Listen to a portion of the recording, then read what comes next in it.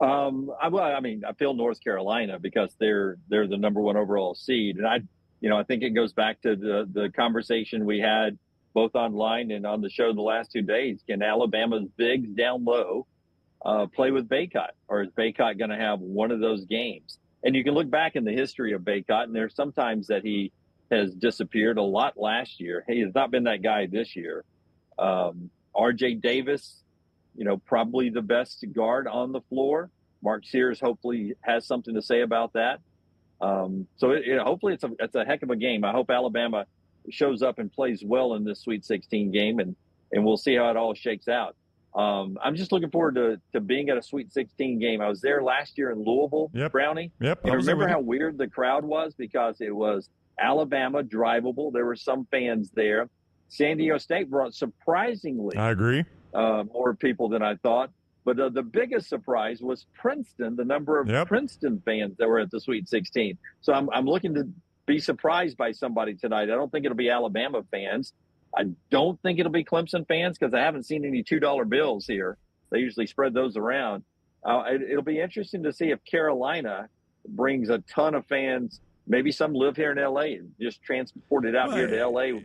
as Carolina grads. Yeah. It'll be interesting to see how the crowd is split up tonight. It's a big, it's a national fan base, North Carolina. It's a big national team. So I think you have a lot of people that probably grew up as Carolina fans that even lived out there, right? I mean, they weren't USC or UCLA or Cal or Stanford. They just saw North Carolina on TV and saw – all those greats that have come through there, and they just ended up being Carolina fans. So, yeah, you'll probably have a lot of Carolina fans, but Arizona is going to dominate that arena tonight. That's a good fan base. They travel. That's not that bad a trip from Tucson to L.A. In fact, if the chalk holds and the favorites advance, North Carolina, Arizona probably going to feel like a road game for the Tar Heels. Yeah, probably so. I'm bad on maps, especially when we get out west. Tucson to L.A., what's that, about 2.5 hours? No idea. I would guess. Be longer than that? Yeah, I don't know. I've never driven it. I don't know. I'll go 30 minutes. 30 minutes? Yeah, it's like going to Pell City.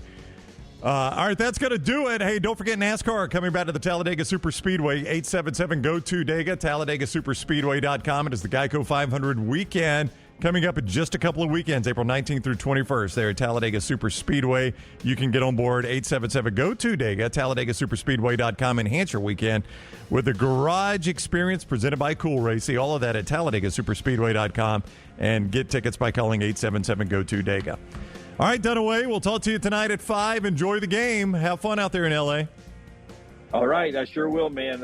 Heading to the room to change and then down to the arena. Should be a fun day in the Sweet 16. Crypto.com Arena is where you'll find Dunaway tonight. His coverage there presented by MyBookie.ag. Code Next Round and the Autograph app. Download the Autograph app with code TNR for all the info on your favorite team. A great deal on tickets as well. We'll see you tonight at 5 on the video platforms. Follow us always at Next Round Live. Give this a thumbs up. And if you haven't subscribed to our YouTube channel, please do that and set your alerts so you always know when we're live. We'll see you tomorrow at 9 o'clock on the live show, tonight at 5 and after the game.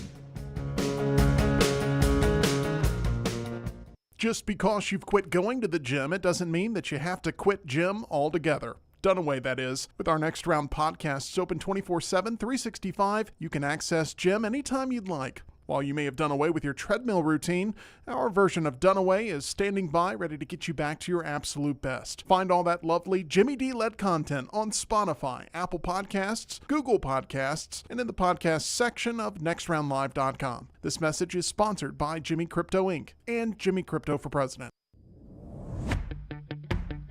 Jim Dunaway, Lance Taylor, Ryan Brown, and Rockstar. Live from the Birmingham Racecourse Casino Studios, the Next Round, presented by Bud Light, is on now. Well, how the turns have tabled. Look at Jim Dunaway in the beautiful L.A. sun on the hills of Alabama, punching an Elite Eight ticket. Hello, Jim Dunaway. How are things in L.A. this morning? Well, here's a quick weather update. The sun is rising over here. This is the first day out here where there has been no cloud cover really over us. and we've seen the sunrise in the, I assume that's the east over there. It has been it's the same in LA as it is everywhere. Yes, it is the east, yes. It has been a whirlwind few hours since we last talked to you on the video platform last night. I'd like to tell you what the inside of my room looks like, but I probably can't tell you. Yeah, it got late quick last night. It got late quick, and Alabama's still alive, man, still alive. And I was trying to let you guys know. I said, "Hey, Brownie, I'm going to need some help if Alabama loses to North Carolina. I've never had to change a flight and move it up. I'm booked to leave on Sunday. My hotel was only through Friday. I don't know how we got into that situation." But I extended my hotel, and the flight is going to stay as is. One more game. They got another game out here in L.A., and what a night. What a night. What a night. That Clemson-Arizona game first was amazing. Yeah, it's an incredible game. Yeah. And then you sit back and watch the ebbs and flow of North Carolina and Alabama. And we talked about it. We talked about it, Brown, as that clock starting to tick down late. It looked like the pressure started to mount on the name brand number one seed, and they seemed to be gassed at the end. And Alabama found another gear, a little more energy at the end to pull out the big win to punch their ticket to the Elite Eight. Yeah, to play Clemson. You mentioned the outcome of the Arizona game. I've updated my Arizona artwork there with the black ribbon. Wildcats are dead. We may there's a lot bigger stuff to talk about today than how that loss impacts our bracket challenge. I mean, if we don't get to that today, I'm fine.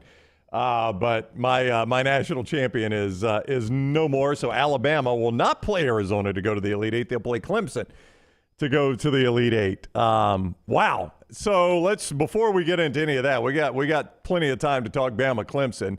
And coming up in the next segment, Dunaway hit the Bama locker room at the end of the game. And if you have missed it on social media, we'll give you the interviews that Jim did with the star of the game, Grant Nelson, Mark Sears. You'll hear from Greg Byrne, the Alabama athletics director. Who else we got on there, Dunaway? Nick Pringle. Oh, my gosh. Nick Pringle. So we got a lot to talk about with him. Let's just talk about the game in general. So as you sat courtside there, let's attack the first half first. You know, Alabama kind of dug a hole. I think they were down by 10. They come back, they tie it, they briefly take the lead, and then that spurt by Carolina at the end of the half, that felt monumental because though I have not watched Carolina all year, I'm told by everybody that has, they were a second-half team this year. So when they made that spurt at the half, boy, it felt like Alabama, that first 4 minutes was going to be so critical of the second half. It really was, Brown. You know, Mark Sears, they were, the guys and the plan they had for Mark Sears to take him out of rhythm was amazing. He did not score a point, I think, until 6 minutes into the game. So you had to have other people step up, and they did. After digging a 10-point hole, they fought back. But then, and people may forget this, because he's not going to be on the top of the list of the box score, but Mark Sears scored 14 points in the final 14 minutes of the first half. And then in the second half, he only gets 2 for like the first 17 minutes, and then he has a big bucket and a big assist late that gives them the win. And this is going to sound weird, but because of how committed North Carolina was defensively to eliminating Mark Sears, it was almost like the coaching staff for Carolina went in and said, if we can take Mark Sears away from them, if we can keep Mark Sears and stop him from controlling the game, we can beat this team. And I think a lot of Alabama fans said, if Mark Sears has a game, then Alabama can win. But if Mark Sears doesn't have an A game, probably can't. Well, Sears still had a really good game, but then you had Nelson, Estrada, Rylan Griffin, so many big plays from Nick Pringle just working his butt off in the paint on Baycott on one leg for the last 12 minutes. It was such a team effort. And the way that first half ended, you just wondered if it was going to be too big of a hole. A couple of times in the game, I thought it had gotten away from Alabama. And then they just kept hanging around. They kept hitting some big threes. And then they get the win at the end. It just tightened up on Baycott and R.J. Davis, and Carolina got bounced. Again, Dunaway's coverage out in L.A. presented by MyBookie.ag. Code next round. Alabama opened as a 3-point favorite over Clemson for a trip to the Final Four. We'll discuss more about that with Todd Fuhrman coming up a little bit later on. MyBookie.ag, code next round to play all the remaining Sweet 16 games, the Elite Eight, the Final Four, NBA, Major League Baseball underway. All of that at MyBookie.ag, code next round to get that sign-on bonus. Win once with it. It is yours and yours forever. MyBookie.ag, code next round. Also, thank you to the Autograph app. Download that. It is free. Enter your email, and it curates all your team information. Use code TNR, though, please, when you download it. That helps us tremendously. The Autograph app, code TNR, throughout the show. Tyler will have up the QR codes for both of those, as he does now if you're watching us on video. And as always, please give us that thumbs up on YouTube and make sure you've subscribed. You know, it was crazy, Dunaway. The scouting report told Nate Oats, and Nate Oats said this in his first time-out interview with CBS, that you really don't have to close out on Cadeau and Trimble. They can't shoot from the outside. So what do Cadeau and Trimble do? They hit their first 4 threes, and you're like, yep, what's going on here? I thought I did not have to guard those guys. That was the moment where I thought, oh, this may not go well for Alabama. If Cadeau and Trimble are going to hit threes, I don't know how they defend this team. But to Nate Oats' credit, he was like, the scouting report's the scouting report for a reason, right? And if those guys have the game of their life, we're not winning this game anyway. I'm going to keep my defensive philosophy, and you got to credit Oats for sticking with that. Yeah, it was a great game plan. But to your point at halftime, I was talking with Brian Passing back in the hallways. And at halftime, he was like, Jim, I forget which one of them had hit 8 threes all year. And the other one had hit 11 threes I know. all year. Yep. All season, 8 and 11. And then they were 4 or 5 in the first half, those two guys. So they were dropping a guy off of them and really trying to take R.J. Davis or Baycott away from the rotation there and forcing the other guys to hit it. And then they were hitting them. But, metrics and analytics are metrics and analytics for a reason. So you're right. Credit Nate Oats and the staff for hanging with that, saying, man, if we let R.J. get hot, we know how that ends. What? So let's see if let's see if those guys that have only hit 8 and 11 threes all year, let's see if they can stay hot. And to the credit of that, R.J. Davis, 0 of 9 from beyond the arc. So yep. you said, I don't think these guys could do it. I'm going to stay on the guy that's a first-team All-ACC player, and I'm going to let these other guys shoot. And for whatever reason, Trimble did not try another one. He hit both of his. Now, he only played 11 minutes. He hit both of his, but that was it. But Cadeau, he did what you wanted him to do. He kept shooting, thinking, oh, I'm hot tonight. And then, he missed everything on like his third one, and you knew, okay, yeah, that's the guy that I saw in the scouting report right there. 100%. And early on, in the first half, Brownie, I think it was 62% threes for North Carolina. Bama hit 50% of theirs. They were 7 of 14 in the first half in threes. We were on pace to easily fly over 173. And then we came out in the second half and watched a basketball game between North Carolina and Alabama that, it felt like it went 10 minutes and maybe they split 10 points each at that point. It slowed down and cold shooting, whatever it was, great defense. Credit to that Alabama team. And, that defense, it's been the talking point all year. It's been the talking point all year.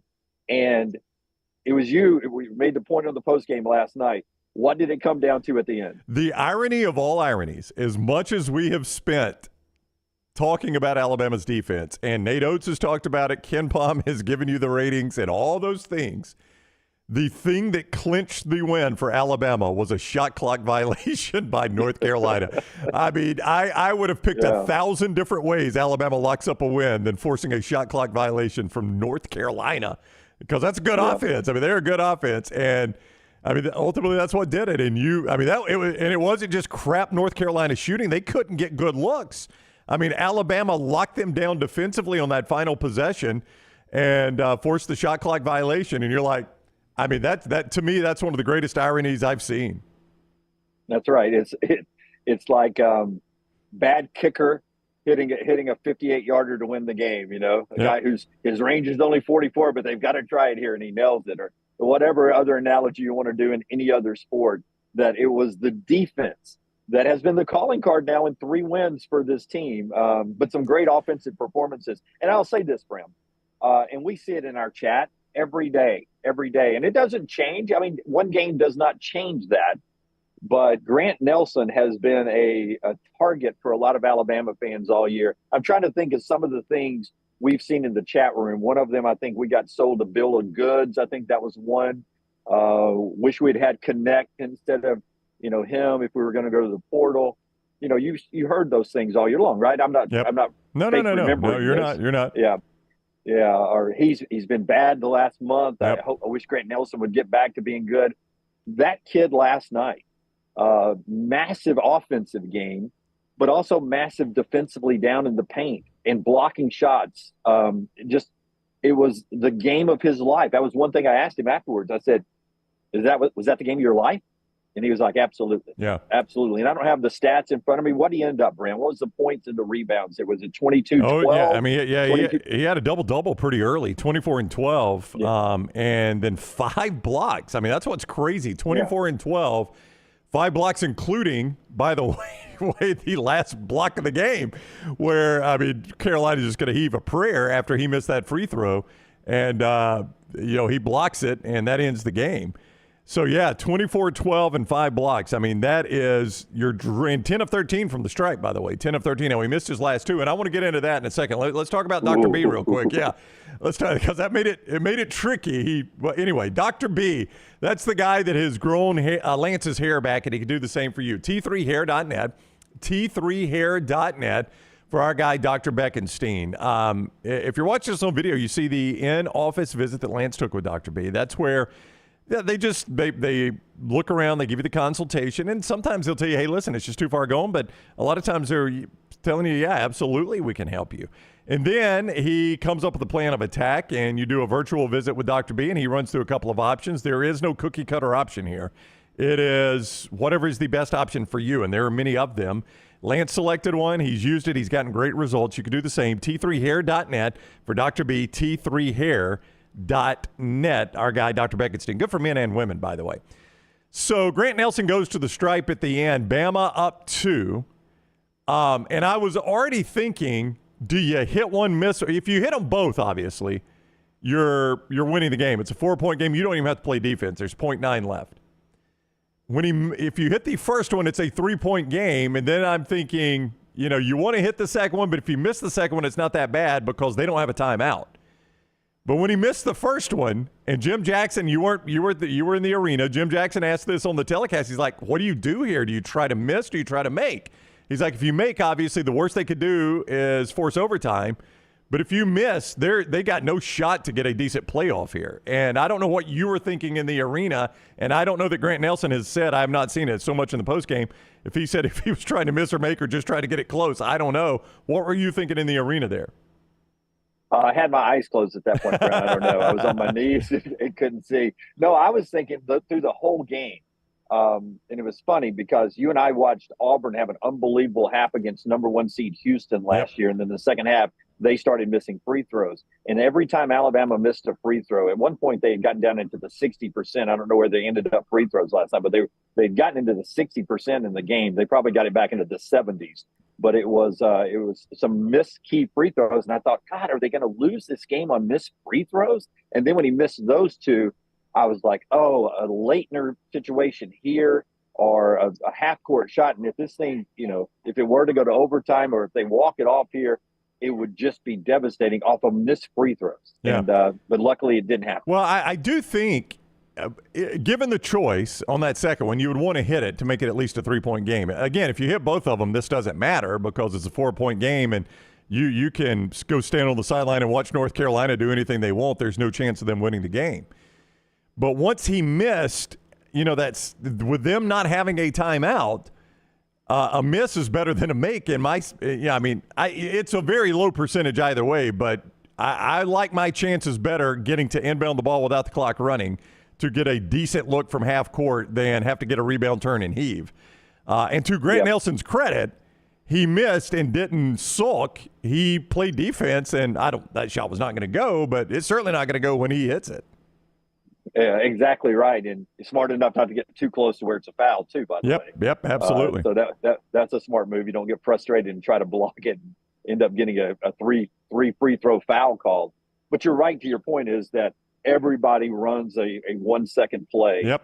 from the inline to the game ender. It's just part of practice, part of what you do. There's plays to do that where you try to do the Leitner or whatever. So everybody runs that, and when it's just a rebound reaction, that is just it's just chaos, and it worked out for Alabama's favor last night. Yeah, there's no doubt it did. So Alabama is on to the Elite Eight. We're going to hear the interviews, watch the interviews, and hear them coming up in the next segment. But you were in that locker room pretty quickly after Nate Oats had told Jaron Stevenson those kids in Chapel Hill aren't practicing tomorrow, and the water had been thrown around, and Grant Nelson got the hard hat and slapped Alabama's name into the Elite Eight. So you were in the locker room shortly after all of that. Just describe the atmosphere in the Alabama locker room when you went in.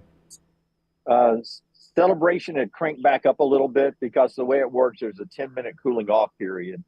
And then they take the head coach and 2 stars down to a interview in the main interview room up on the podium. We got some of that up as well with Nate Oats. And so you've got Mark Sears and you've got Grant Nelson that leaves with Nate there. Then the room is open.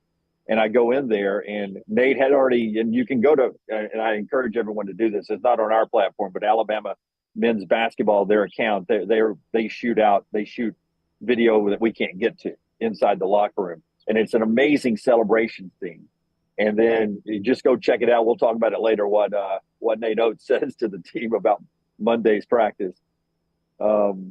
It was very emotional still when you got in there. And you'll see in the interview coming up, Nick Pringle, one of the baddest, meanest, I won't say meanest, roughest guys, toughest guys on the court, talking about how he was in tears. And it meant a lot to this team to knock off the 1 seed. And they quickly turned their attention to Clemson when we started interviewing them. But you could tell that there was a weight lifted off this team a little bit to become only the 2nd team in Alabama history to get there. Very emotional, from the athletic director all the way down to the managers. Yeah, there's no doubt. There's a lot of angles we'll take on this game. Just a weird night in that arena to see Clemson play the way they did against Arizona. And that was not a fluke. Clemson played better than Arizona. They just outplayed Arizona. I don't think Arizona was very smart. They kept taking contested threes when a 2 would have worked. I don't know what they were doing. I obviously have a personal investment in that situation, having picked them as my national champion, as a reminder. I don't know what Arizona was doing, but I don't know. Like, sometimes you just get a feel, hey, this is kind of a weird atmosphere. Did you feel that way after Arizona Clemson? Just like, man, I've just seen a pretty big upset. It's just kind of a weird atmosphere in here tonight. Yeah, we were talking about, I was on the Crimson Tide Sports Network helping kill. They have a set time they have to go on, and if they're the second game, they don't know how long they're going to have to kill time. So they said, hey, would you come eat some segments for us like you do on the next round? And they're kind enough to mention our platform there all the time when I do that. So I jump on with them courtside, and, you know, they can't do play-by-play of the game, but we're reacting to some of the plays. And the Clemson team's so good at passing, really good guard play, but ball movement is so good, and then just a stingy defense. And I would caution Alabama fans, you don't need me to caution you, you know it's the NCAA tournament, anything can happen. But just because Arizona is beaten and you've knocked off North Carolina, and it's not going to be the dream CBS 1-2 North Carolina, Arizona that I'm sure the TV execs want. It's going to be the one the football execs want, Alabama and Clemson, the Dabo Nick reunion tour. So I would caution, don't punch that Final Four ticket just yet. Remember, this Clemson team came to Tuscaloosa, won in Coleman Coliseum, breaking a 20-game home win streak for Alabama. That team, Clemson, has gotten better since they came to Tuscaloosa. Alabama got better after that loss, then sort of fell off, and you hope they're ramping it up again to get back to where they were at some point early in the SEC season. But this is no gimme coming up just because the number is not a 1 or a 2 beside the name in the bracket. Dunaway, you've been out there on the left coast. They've got the Coca-Cola Spiced out there in L.A. as well. Coca-Cola Spiced with that great raspberry flavor. And it's the flavor you love with Coke Classic and that raspberry flavor added. Yeah, in fact, I should have taken a picture of it inside. Where was it? I think it was inside the arena. Yeah. I think it was in the CBS TNT cantina area where they feed the broadcasting partners. There was a cooler that had Coca-Cola Spice. And so they had one of those stand-up coolers, and I thought, man, that would look good in our studio there. Coca-Cola Spice, I think it is the flavor of spring and summer 2024, And it may be the flavor that I remember Alabama's Elite Eight run with because of that raspberry and then that little spice kick at the end. Just like a Grant Nelson drive to the basket, it's refreshing. It's Coca-Cola spiced. Elsewhere, before we go to break, we'll come back to Alabama with the interviews Jim did there in Crypto.com Arena after the game last night. I don't know if UConn deserves to be in the Elite Eight, Jim. They only beat San Diego State by 30 in a Sweet 16 game. This team is an absolute machine. They beat Stetson 91-52, UConn Northwestern 75-58, and San Diego State 82-52. This is as dominant through 3 rounds as we've ever seen a team be in the NCAA tournament. Yes, and they're trying to be the first repeat national champion since Florida did it with Billy Donovan back in the day. And this team, when Auburn got knocked out, that helped their path. And so now they are into the Elite Eight. And, they get Illinois, who sort of pulled another upset. So if Alabama fans are lucky enough to be watching that game, you got to worry about yourself. But I would say everybody becomes an Illini fan on Saturday. Not that you can't beat UConn, but it's the sports gods are weird. Alabama's longest run in NCAA tournament history ended against who? UConn. Yep, UConn. UConn. Yep. And if Alabama's fortunate enough to get to the Final Four, there would be UConn again on, at that point, the longest run in Alabama history. That UConn team back then in 2004 went on to win the national champion. This one's favored to do it again this year. Listen, they don't give out these Final Fours and national championship trophies for beating bad teams. Eventually, you got to beat great teams like Alabama did last night with North Carolina. You're going to have to play great teams the rest of the way. I mean, think about it. We always talk about how tough this championship is, Brown. Alabama on this amazing run so far as we sit here on a sunny morning in L.A., and they're only halfway to a national championship. I know. We talk about it all the time. You make the Elite Eight, you've done something, but you're still halfway home. I mean, it's what's insane about this tournament. One of the most ardent Auburn fans I know. This guy is orange and blue till the day he dies. Season ticket holder at Jordan Hare and Neville Arena texted me during the Alabama and UConn games as they were both going on. Really, UConn had finished up, and Illinois and Iowa State had already started. And he said, look, I did not want to lose to Yale, but I'm realistic enough to tell you we were not beating UConn. He goes, I just sat here and watched them against San Diego State. I would like to have been there. Don't get me wrong. We are not beating them. But Alabama and North Carolina wasn't finished. He said, but part of me is glad I don't have to sit through a night where Alabama might go to the Elite Eight and we would have lost to UConn. So I don't want it to end that way. But part of me's glad I didn't have to deal with that. Yeah, I get that feeling. But you never know. You never know what would happen in a matchup or a game. And that's what makes this tournament so crazy. And, I really believe more often than not in college football, we crown the best team in the country the national champion. Yeah. I mean, sometimes it's a little fluky at the end, but I believe usually in college football, the national champion is the best team in college football. I would say rarely, less than 50% of the time, does the best team in college basketball win the national championship because this tournament is so difficult. So any night, you just take your chance against the great teams. All right, so we've got a lot to get to. The reaction from the locker room is next when we head back out to L.A. with Dunaway. Don't forget Woodhouse Spas. When Jim gets back, he's been working so hard out there, we're going to send him to get a massage at Woodhouse Spas. Birmingham.woodhousespas.com, Birmingham.woodhousespas.com. Listen, anniversaries, birthdays, just say I love you, whatever the case might be. They've got great gift cards. You can buy it right there online, Birmingham.woodhousespas.com, or just book an appointment and go see it for yourself. Woodhouse Spas in the Summit on Highway 280. See more, Birmingham.woodhousespas.com. Back to L.A., the reaction from the Alabama locker room at Crypto.com Arena. That is next on The Next Round. Take the next anywhere you go with official Next Round gear. Buy yours today at nextround.store.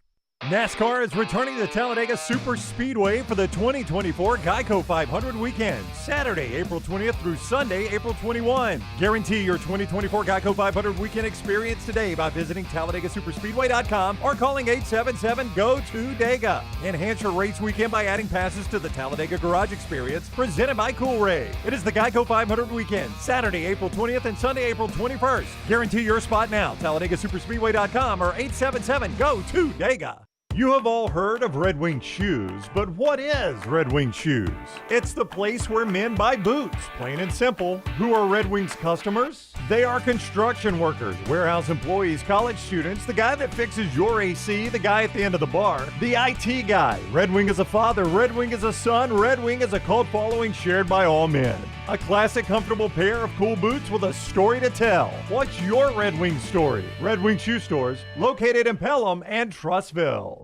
Storm season is here. Make sure you have a plan of action in place right now. Greg from Pell City and Storm Restoration Roofing should be your first call when storms hit. Insurance companies love working with Storm Restoration Roofing because of Greg Nelson's name and reputation in the industry. When storms hit, call Greg Nelson. He's local, 205-542-3531. He's the home of the free no-cost roof inspection. Greg from Pell City on Facebook, 205-542-3531. It's Storm Restoration Roofing. Hey, Lance Taylor from the Next Round to tell you about one of our favorite places for breakfast, lunch, and dinner. That is Hamburger Heaven since 1982. Hamburger Heaven has been serving Birmingham's best hamburgers, cheeseburgers, French fries, hand-spun milkshakes, and sandwiches made fresh to order. All of their ingredients are fresh and prepared daily. This includes their beef, always fresh, never frozen, hand-pattied each and every day. For breakfast, lunch, or dinner, visit any of the 4 locations, Highway 280, Irondale, Gardendale, and Homewood.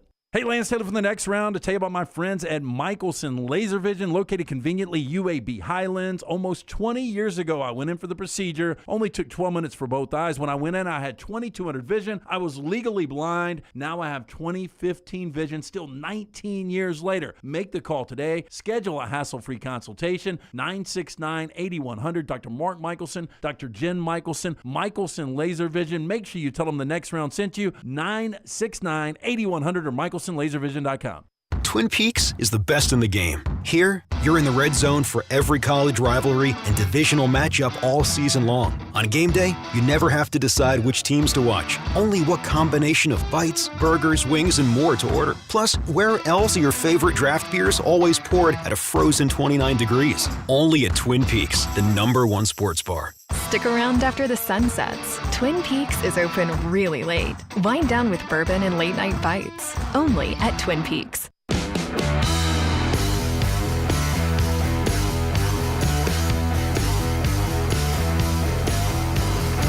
All right, we continue on the Next Round. Dunaway out in L.A., courtesy of MyBookie.ag. Code Next Round when you sign up at MyBookie.ag. Was at Crypto.com Arena last night. If you missed the postgame. On yesterday's show, Dunaway told us Crypto.com Arena, another thing on his list, not as good as you would think. A little underwhelming. You changed your tune after watching 2 games in there for some reason, Dunaway. I'm not sure why. The post game I told you is I sat there and watched. I mean, it only has to do with the fact that fans were there, not the outcome. Yeah, don't read too much into the outcome. Yeah. But all of a sudden, it's now one of my favorite basketball arenas on the planet. In fact, I'm thinking of getting a Crypto.com tattoo while I'm out here. Jimmy Crypto. Get that on Crypto.com tattoo, because I'm sure Crypto.com will be the name on that arena for eternity. I doubt they'll ever come off. Yeah. Crypto.com Arena was the Staples Center, obviously. So just a heck of an atmosphere in there last night. I am sure, I say that, I'm sure, I mean, there are a ton of Carolina fans. I know just a sliver of Bama fans. I do wonder, the tickets now are much easier. I'm sure and I'll see if we can find out for our buddies at ATIX what the market has done now. But the bottom has had to drop out of that ticket because so many of them were held by Arizona and North Carolina fans who now don't need them. Yeah, I would say 50% of the arena was Arizona, North Carolina.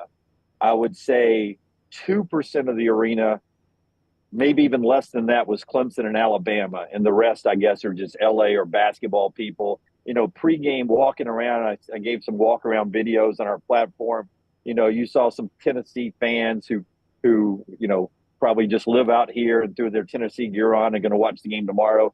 Some people buy tickets in advance and hope their team's in the tournament in there. So you saw some other teams that are, like USC fans, obviously UCLA fans, but even fans from other parts of the country, like Indiana fans, like, what are you doing here? But they're basketball people. Yeah. So there were just some fans there, but it was like a home game for North Carolina and Arizona in their games. All right, let's hear some of the reaction from the locker room. Before we do that, a reminder about Johnston RV Center, I-65, exit 304 in Coleman. 334 in Decatur is where you find Johnston RV Center. They have changed their pricing. They've repriced everything on the lot, and they are willing to match and beat any price you find on a comparable RV, and that is a nationwide guarantee. They're at Johnston RV Center. Also, don't forget, those of you that serve in the military, you've made America the greatest country in the universe. They know that, too. The active duty or retired military, great discounts for you. Find out more. I-65 exit 304 in Coleman, 334 in Decatur, always online, johnstonrvcenter.com. All right, Dunaway had a chance to step into the locker room after Alabama's win. We'll hear from some of the players. First of all, it wasn't his best night offensively, at least scoring-wise, but Mark Sears, a huge game for the Crimson Tide, has them into the Elite Eight on the verge of the Final Four. Here was Dunaway's conversation with the Alabama guard as soon as the game ended. You seemed almost stuck at that 16-point kind of a bit. Grant obviously had his game. Riley played well. Yeah. Nick Pringle had his moments. What does it mean kind of for the whole to kind of get theirs and help you guys win? Oh, it's great because, it's a team effort, and everybody showed up tonight, and we took care of business, and we're going to the Elite Eight. So, it's very big. Everybody stepped up. I get a feeling this wasn't even the A game for this team. There's more in the gas tank. Oh, yeah, it's more. We still can get better offensively, but defensively, man, we really shut a lot of people up. They said, we was very, fragile in the paint, and we really shut a lot of people up. You sometimes ride Grant in a good way, coach him up on the court. Not a lot to coach him up on tonight. Oh, yeah, I know. I just know he showed greatness tonight. I know he can bring that every night out, and I'm just so proud of him. He deserves it, and he works very hard. And we're not in the Elite Eight without him. You had long droughts because they were trying to take you out of the game, and that opened it up for everyone else. Talk about your patience and not forcing anything. Oh yeah, I just had to, the game plan. They wouldn't let me breathe. Basically, when I come off a ball screen, they was all in my face. So you got to show resiliency and patience, and just trust my teammates, and that's what I did. And they came through and won the game. 40 minutes for the Final Four. Yes, 40. I mean, we're gonna celebrate this for 30 minutes when we get back to the hotel, and then we got to watch film and get ready for Clemson because they did beat us at home, and we had a 20-game plus winning streak at home, and they snapped it. So we just got to get locked in and prepare and get ready for them. Two things that jump out done away from that interview with Mark Sears is, number one, this whole fragile comment that Charles Barkley made. Now, I miss Charles saying this, but Alabama did not. This whole fragile comment he made reverberated in that locker room. Those players heard it. They took it personally. They reacted to it, and it was obviously a rallying cry to show that they were a tougher team than what Charles had indicated they were. Yeah, and they ran bodies at Baycott and on RJ out on the perimeter, but especially Baycott down low. And it was starting to frustrate him because when he would touch the basketball, and a basketball guy explained this to me afterwards last night at the bar, but he was a former player. I can't remember his name, though, dang it. He was with the Mavericks for a little bit. But I was talking to him, and he was like, if you notice, they were so smart on Baycott, they didn't double him until he put the ball on the floor. And as he was putting the ball on the floor, that's when the second guy came over. And when you're a big guy like that, you don't really dribble the ball well, you're in a very vulnerable situation as you make that first dribble. So he had a name for it on a first dribble collapse onto him, which was planned, and it really frustrated Baycott all night long. It was a great defensive effort down low. Yeah, excellent coaching job by Nate Oats there. The other thing Sears said, and he had to be unselfish last night because, as he said, they were just clobbering him. They played him very physical. They weren't, as he said, they wouldn't let me breathe. And I think I credit him. Now, he still had 18. Not like he had a bad night, but it was not a 30-point night that Mark Sears can frequently have. He had to distribute the ball and be unselfish in that situation last night. Yeah, and Nate Oats said afterwards, and some of the players were talking, how Mark Sears came into the huddle and told, Nate what was going on. Some of you may have seen it. It was an animated walk off the floor at one point, and to the naked eye, you could have thought maybe Nate was chewing him out. But really, it was a discussion where they went. That's when that point in the game where Grant would bring it up, and they would isolate Grant on a defender, and then Grant would either shoot it over him or drive to the basket. It was about a 3-minute part of the game where it was ISO Grant Nelson against. They had the matchup they'd been waiting for all night on Grant Nelson.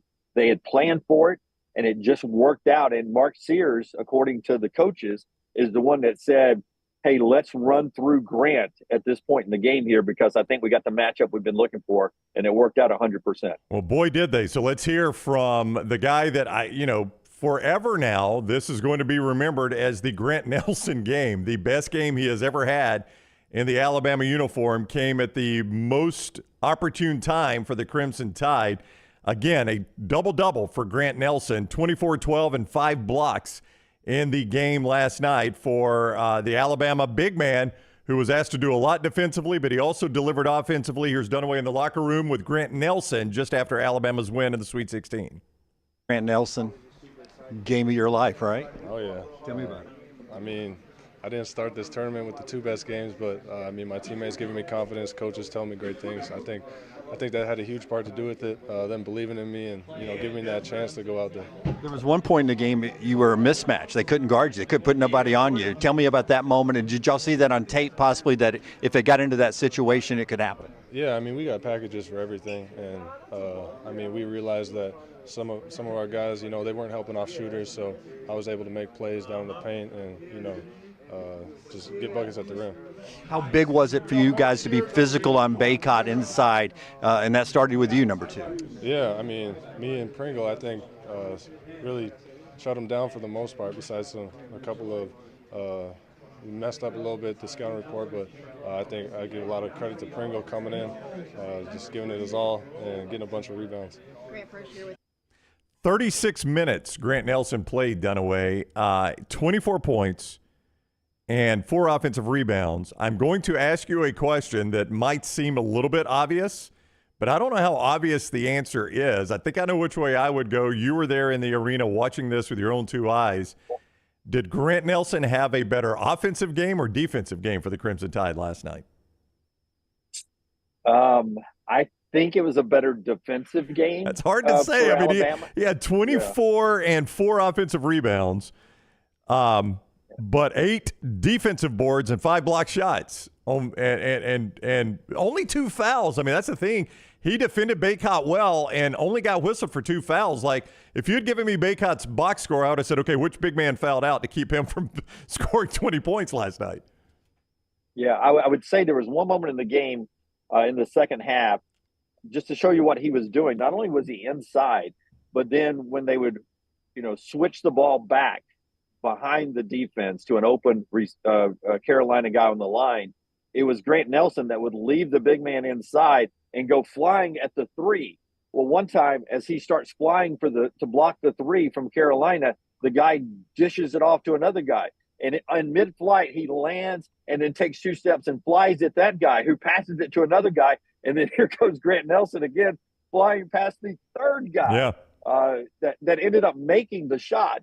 But just that effort of getting 3 jumps off as the ball skipped around the perimeter just showed the effort that he was putting in on defense. He led the team in scoring, but you knew Alabama could score. Right. You didn't know Alabama could defend. That's why I would give a slight edge to his defensive effort. Yeah, I think it's a worthy conversation, and I think I would go defense as well, Jim. But I mean, either one of them could be the right answer. I wouldn't fight you against either one of them. As a reminder, you said they had a good offensive night. That was against, according to KenPom, the 8th best defense in the nation. So to put 89 points up in the Sweet 16 on the 8th best defense in the nation, I don't see all the efficiency charts that Nate Oats does or KenPom does. I'm going to say efficiency-wise, that's going to be in the top 5% of their nights this year, if not the best offensive efficiency night they've had overall. Hey, and look, number 3 for North Carolina, I don't have the name in front of me here. I'm doing this no notes this morning with a hint of bourbon on my breath. Whoa, no way. Settle down out there. Yeah, the number 3 guy is he was on Mark Sears. That guy's a great defender. And he was just I mean, he was so close to Mark Sears and could move laterally without making contact with him, or not illegal contact, just enough to disrupt him. That guy's a heck of a defender and took Mark out for a bunch of the game. So yeah, that Carolina team legit defensively is a big offensive effort from Alabama. Yeah, Cormac Ryan is number 3. It's the Notre Dame transfer who's played basketball forever, and the guy can fill it up. We will wrap up hearing from Nick Pringle in a second. I do want to remind you, Odie's Tavern, great place to watch the remainder of the NCAA tournament. Crestline Village, that's where Rockstar and Lance and Will Haver do trivia every Wednesday night, but also the new location there in Edgewood in the Homewood area. They're on Next Round Row with all of our fine sponsors down there, Blakely's and Slice and Taco Mama and Bandwagon. They're right there. Odie's is as well. Big Cup Cocktails, a Diablo Sandwich, the great Rodney's Cheeseburger, south of the border roll-up. Great place for lunch today. Watch the Sweet 16 tonight, Elite 8 over the weekend, Odie's Tavern, Crestline, and Edgewood. All right, this is a guy that has been in and out of the doghouse, Nick Pringle, and had to make his own way, flying with little T up there to Spokane. Played pretty well there, but last night an extremely gutsy effort. Look at his eyes as Dunaway talks to him. You could see the results of some tears in the eyes for Nick Pringle, the Alabama big man, after the game in the locker room.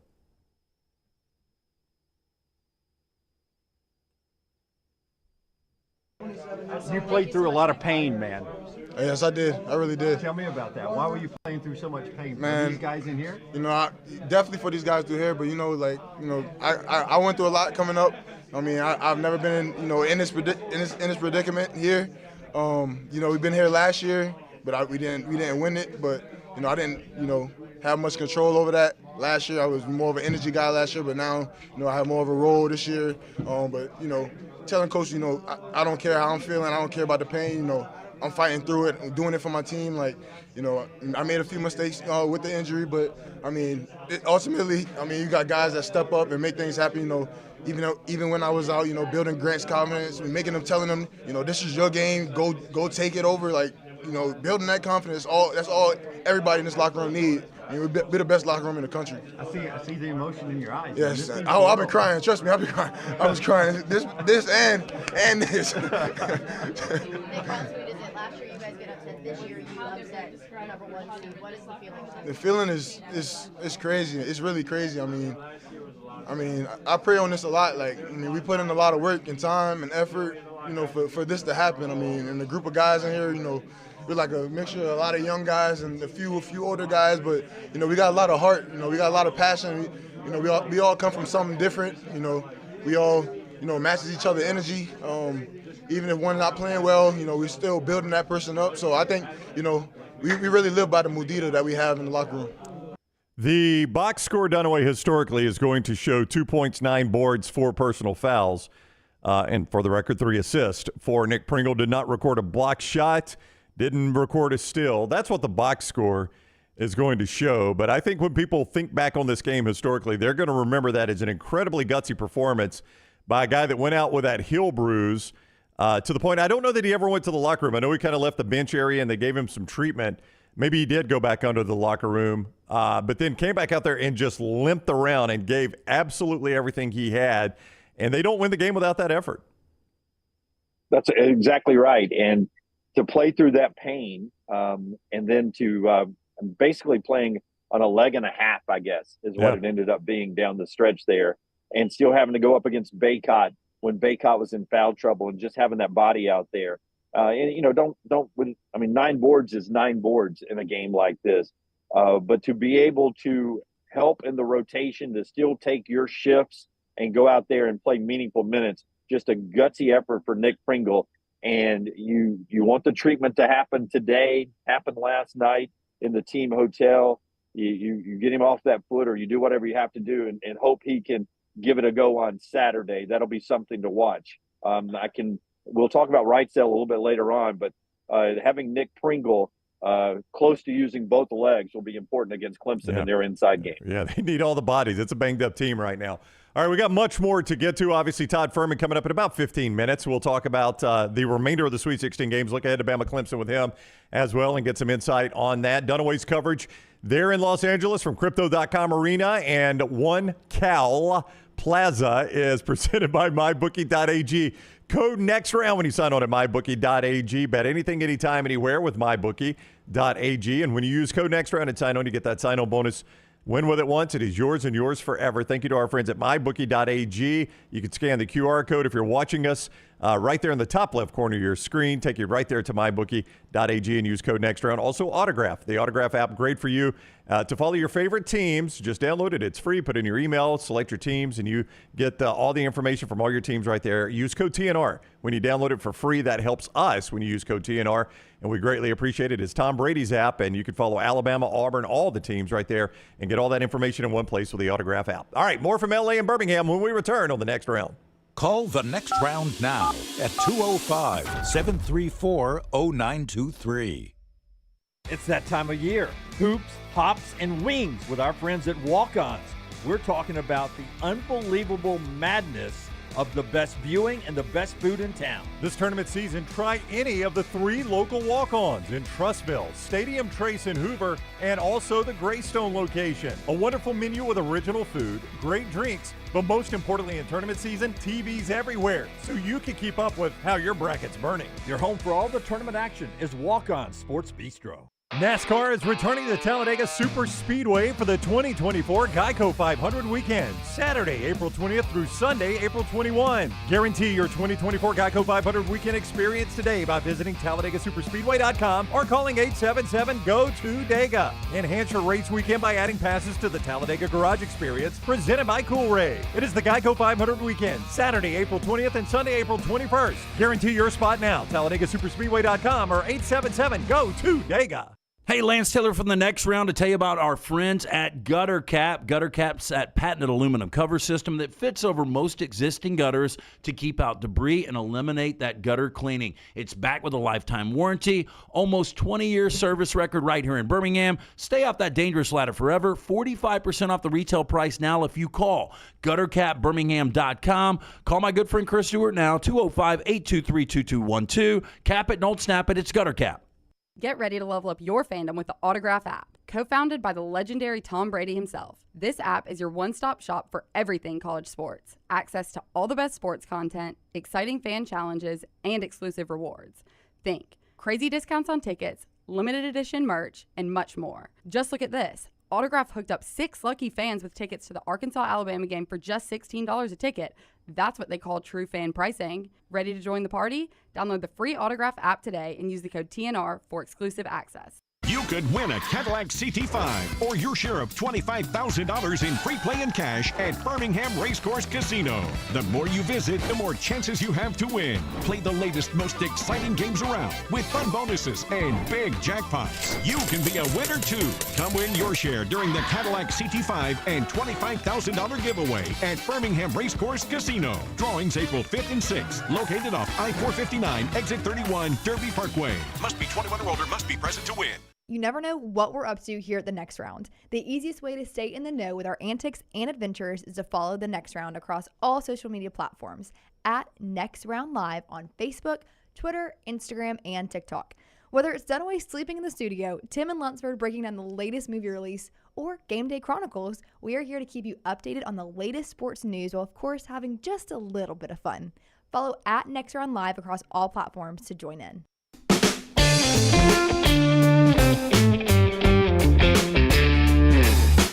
I'm guessing a lot of you slept in late night, all you Alabama fans. Thank you for jumping on with us this morning. Please give us a thumbs up while you're here. And if you're not subscribed to our YouTube channel yet, we greatly appreciate you doing that. And share the show wherever you can. If you're on Facebook, share it. If you're on Twitter, retweet it. We greatly appreciate you doing all those things. Make sure you subscribe and set your alerts so you know when we're live. We'll be back live with you Saturday prior to Alabama, and then we'll be live again after Alabama playing in the Elite Eight against Clemson. So if you set your alerts, you'll get the alert when we go live. Don't forget also Hemp Hill Services. If it's not flowing right, draining right, or running right, Hemp Hill can help you out. Whether it is plumbing, the HVAC, whatever the case might be, you need to make sure Hemp Hill is there for you. Commercial or residential, 229-2090, 229-2090. for Hemp Hill Services. Hemp Hill Services there to help you out. So Alabama-Clemson done away. We'll talk with Fuhrman in a moment. Bama a 3-point favorite in that one. You know, it's so much different. I don't remember the point spread. If Lance were here, I'm sure he would immediately recall it. But when Alabama last went to the Elite Eight, they were an underdog against UConn. I mean, there was you knew it was going to be an upset to make the Final Four. You almost felt like, hey, Alabama has squeezed everything out of this that they can on that run. I don't feel the same way about this team. Obviously, they're a favorite. That's one reason I don't feel that way. But now watching them, I kind of thought getting to the Sweet 16, maybe Nate Oats had squeezed everything out of that sponge he could. But, boy, this team's they're banged up. They're tired. Everybody is. But they got some gas left in the tank. You said it to Mark Sears. I still don't know that you guys have played your A game in this tournament yet. Yeah, because, I think Sears could, take over a game offensively a little bit more. I don't know if he does that, you don't get the 19 from Estrada and the 19 from Rylan Griffin probably. But I think Rylan Griffin's playing mature basketball. Estrada's playing mature basketball. My goodness, if you keep getting Grant Nelson and you keep getting the physicality from Nick Pringle and others, I think Stevenson still has another gear. Sam Walters had, it was only 5 points, but it was a big that three was and huge. Then another. Yeah. Yes, a huge 3 and then another 2 at the bucket that he drove around the guy and physical at the bucket there. And then he got some defensive minutes there for Sam Wall. Everybody seemed that got into the game contributed in a good way. I mean, even Diabate, who was, fouling about every 45 seconds, he was in there banging it around and made some plays. I mean, how many minutes did Diabate play? It felt like he played 9 minutes, 4 fouls. Yeah. yeah. Which actually played a little longer than I thought. Yeah. But once he got his 4th, he stayed out there and played really good with 4 fouls and clocked some minutes there. So that's how you win. You go back to any team that wins a championship or makes it to the Elite Eight or goes to the Final Four, and you start seeing roles develop, but then people playing above what their analytics would tell you, and that's what you got from this team last night. An email in a moment I want to get your thoughts on. I will say we mentioned Mo Diabate playing with 4 fouls and staying out there. A big moment of the game was when Hubert Davis had to make the decision with Baycott. He picked up his 3rd, and Hubert Davis sat him. And I don't know the exact game time. Felt like 4 or 5 minutes that Baycott was out. It could have been less than that. But for, to have him out of there, that was massive when Hubert Davis had to make that call. Do I let him play through this or do I sit him with 3 fouls? Probably, I mean, in hindsight, you say, well, you should have left him out there. But at the time, I think he made the right call there, sitting him with those 3. And we talked about this in the postgame last night. But Baycott's body language was never the same. It only started going downhill at that point when he took him out of the game when he got that 3rd foul. And then when he came back in, I forget who it was that scored at the basket, probably Grant Nelson. It could have been when Sam scored, but I think it was a Grant Nelson bucket where Baycott just gave a little Ole defense because he didn't want to get his 4th foul at that point. And then Hubert just chewed his butt coming down the court. And it was on that trip down the court that he got that pass and turned around and missed a dunk, an uncontested dunk. Yep. He missed it.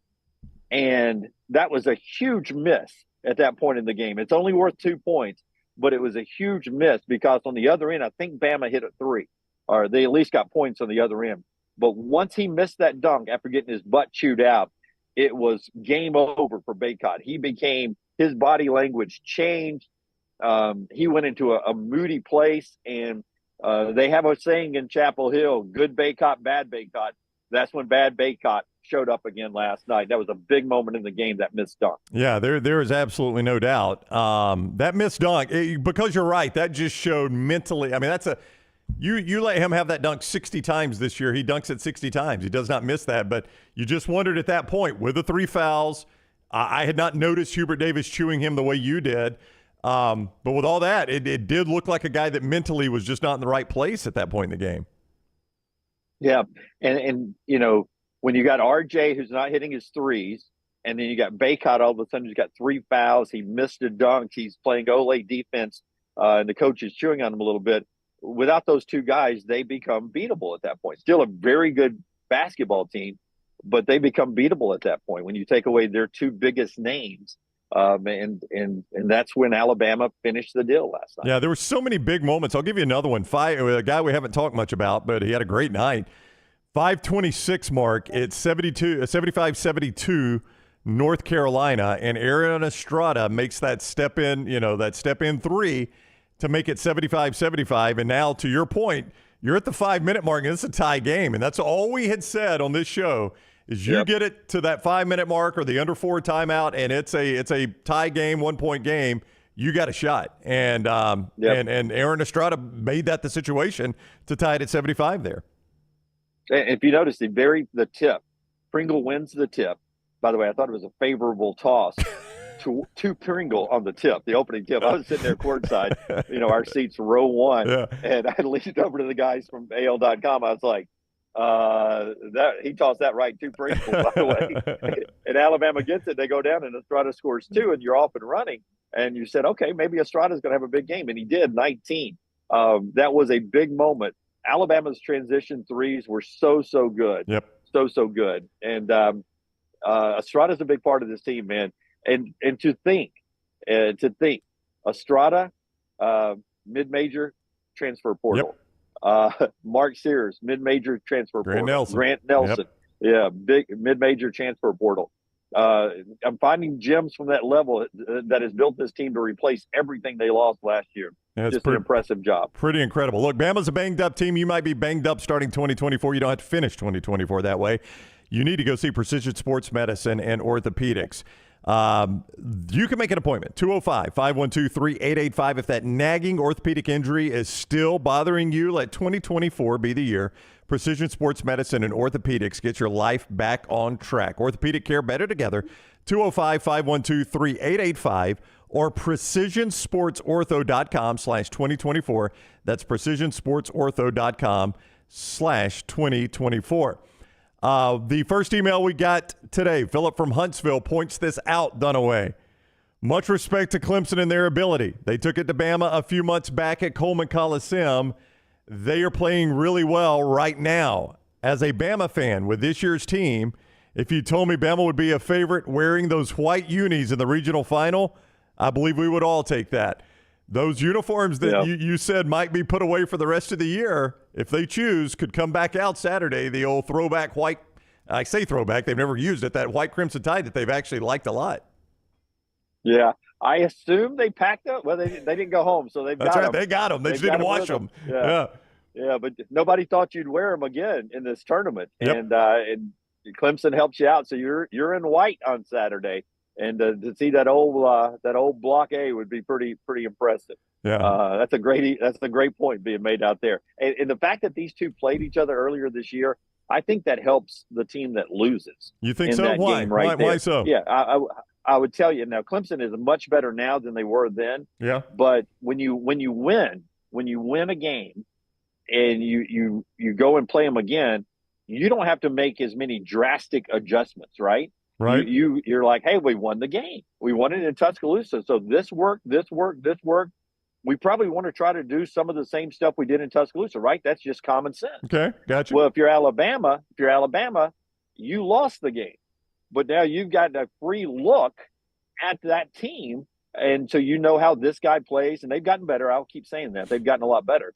But you know how fast this guy is. You know this guy's moves. You'll see it on tape. You'll bring that actual game tape up of you guarding that guy or you scheming against that guy, and then you're more likely to make wild adjustments after a loss. And I think that's always any sport why it's hard to beat a team twice in one season or 3 times in one season, because if you're having success, you're less likely to change your game plan drastically. When if you're a loser, you can really adjust, and you've had a free look.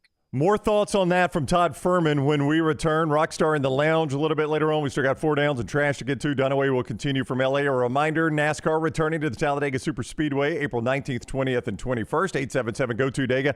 877-GO-TO-DEGA. TalladagaSuperspeedway.com to find your tickets. And you can amplify your weekend with that garage experience presented by Cool Ray. You can add that right there, and you will not regret it. As you see video, if you're watching us online, of that garage experience at Big Bill's, it is fantastic, presented by Cool Ray. All of that at TalladagaSuperspeedway.com, TalladagaSuperspeedway.com. But lock your place in for the Geico 500 weekend. It is April 19, 2021, with our friends at Talladega Superspeedway, 877-GO-2-DEGA, TalladagaSuperspeedway.com. More from L.A. with Dunaway. Todd Fuhrman joins us as well from Vegas. That is next on the next round. Everything Alabama, all the time. Subscribe and set alerts at Roll Tide Pods on YouTube and wherever you get your podcasts. Twin Peaks is the best in the game. Here, you're in the red zone for every college rivalry and divisional matchup all season long. On game day, you never have to decide which teams to watch, only what combination of bites, burgers, wings, and more to order. Plus, where else are your favorite draft beers always poured at a frozen 29 degrees? Only at Twin Peaks, the #1 sports bar. Stick around after the sun sets. Twin Peaks is open really late. Wind down with bourbon and late night bites. Only at Twin Peaks. This hour of The Next Round is presented by the Birmingham Racecourse Casino, now featuring 7 days of giveaways with your chance to win a share of up to $125,000. The more you visit the Birmingham Racecourse Casino, the more chances you have to win. Get ready to level up your fandom with the Autograph app. Co-founded by the legendary Tom Brady himself, this app is your one-stop shop for everything college sports. Access to all the best sports content, exciting fan challenges, and exclusive rewards.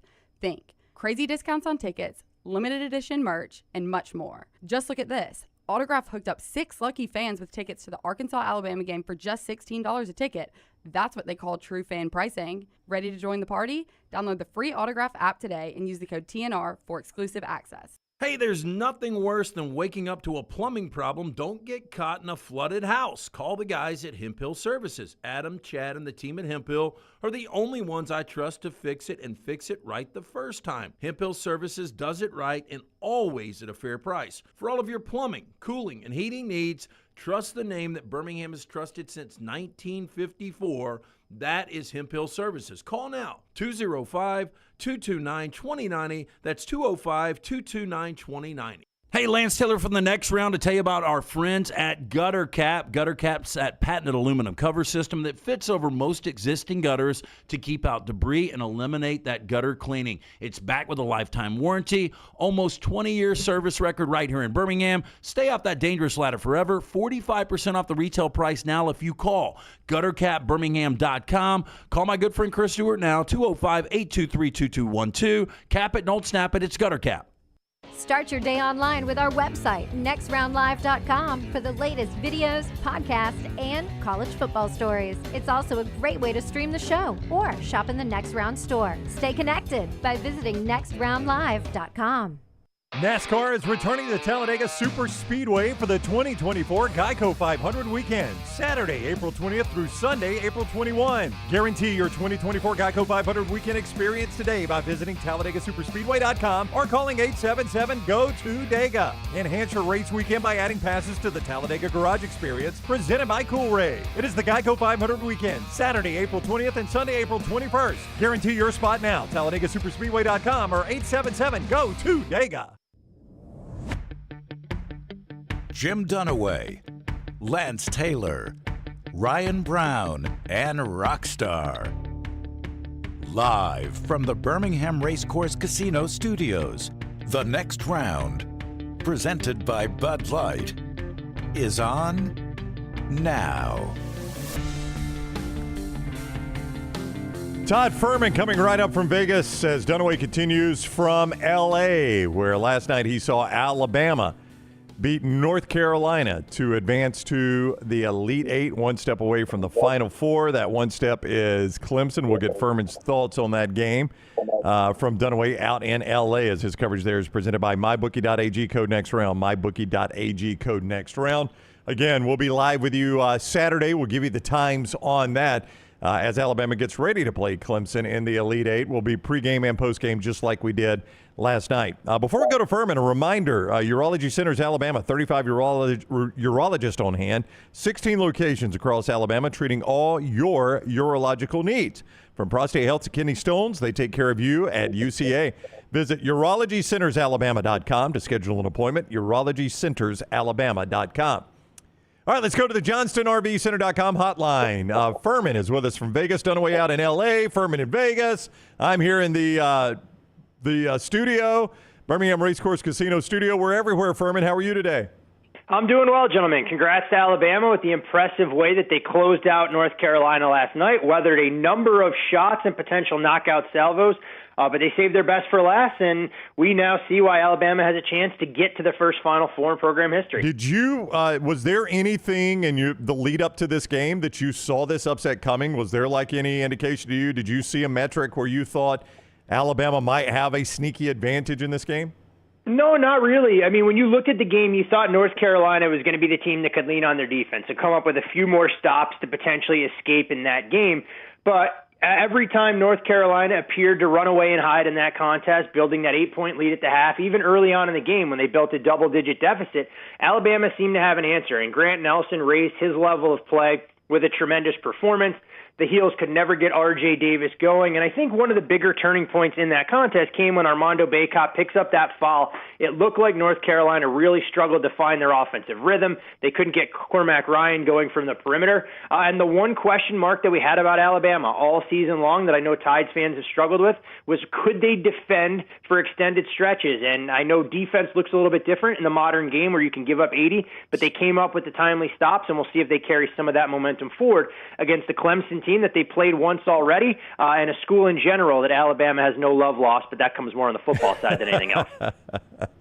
Yeah, that's exactly right. It's the Dabo, and we should fly them out for the ceremonial toss up of the ball. Hey, the first thing Estrada says to me in the post-game locker room, Fuhrman, is this. He says 93% of the people, 93% of the bets were on North Carolina.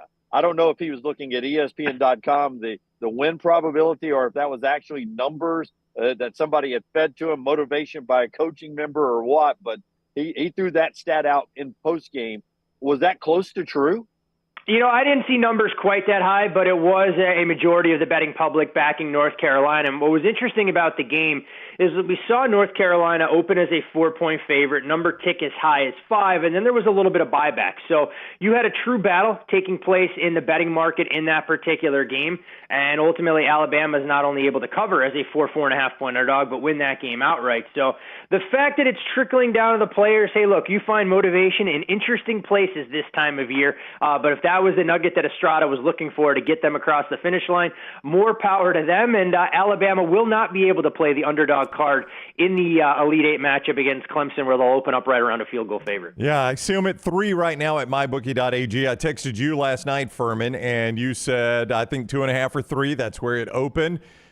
So before we talk about the remainder of the Sweet 16, while we're on Alabama here, let's fast forward to the Elite Eight. What do you see in this matchup between Alabama and Clemson, where the Tide will be favored 3 a total, a little lower than last night's total at 164?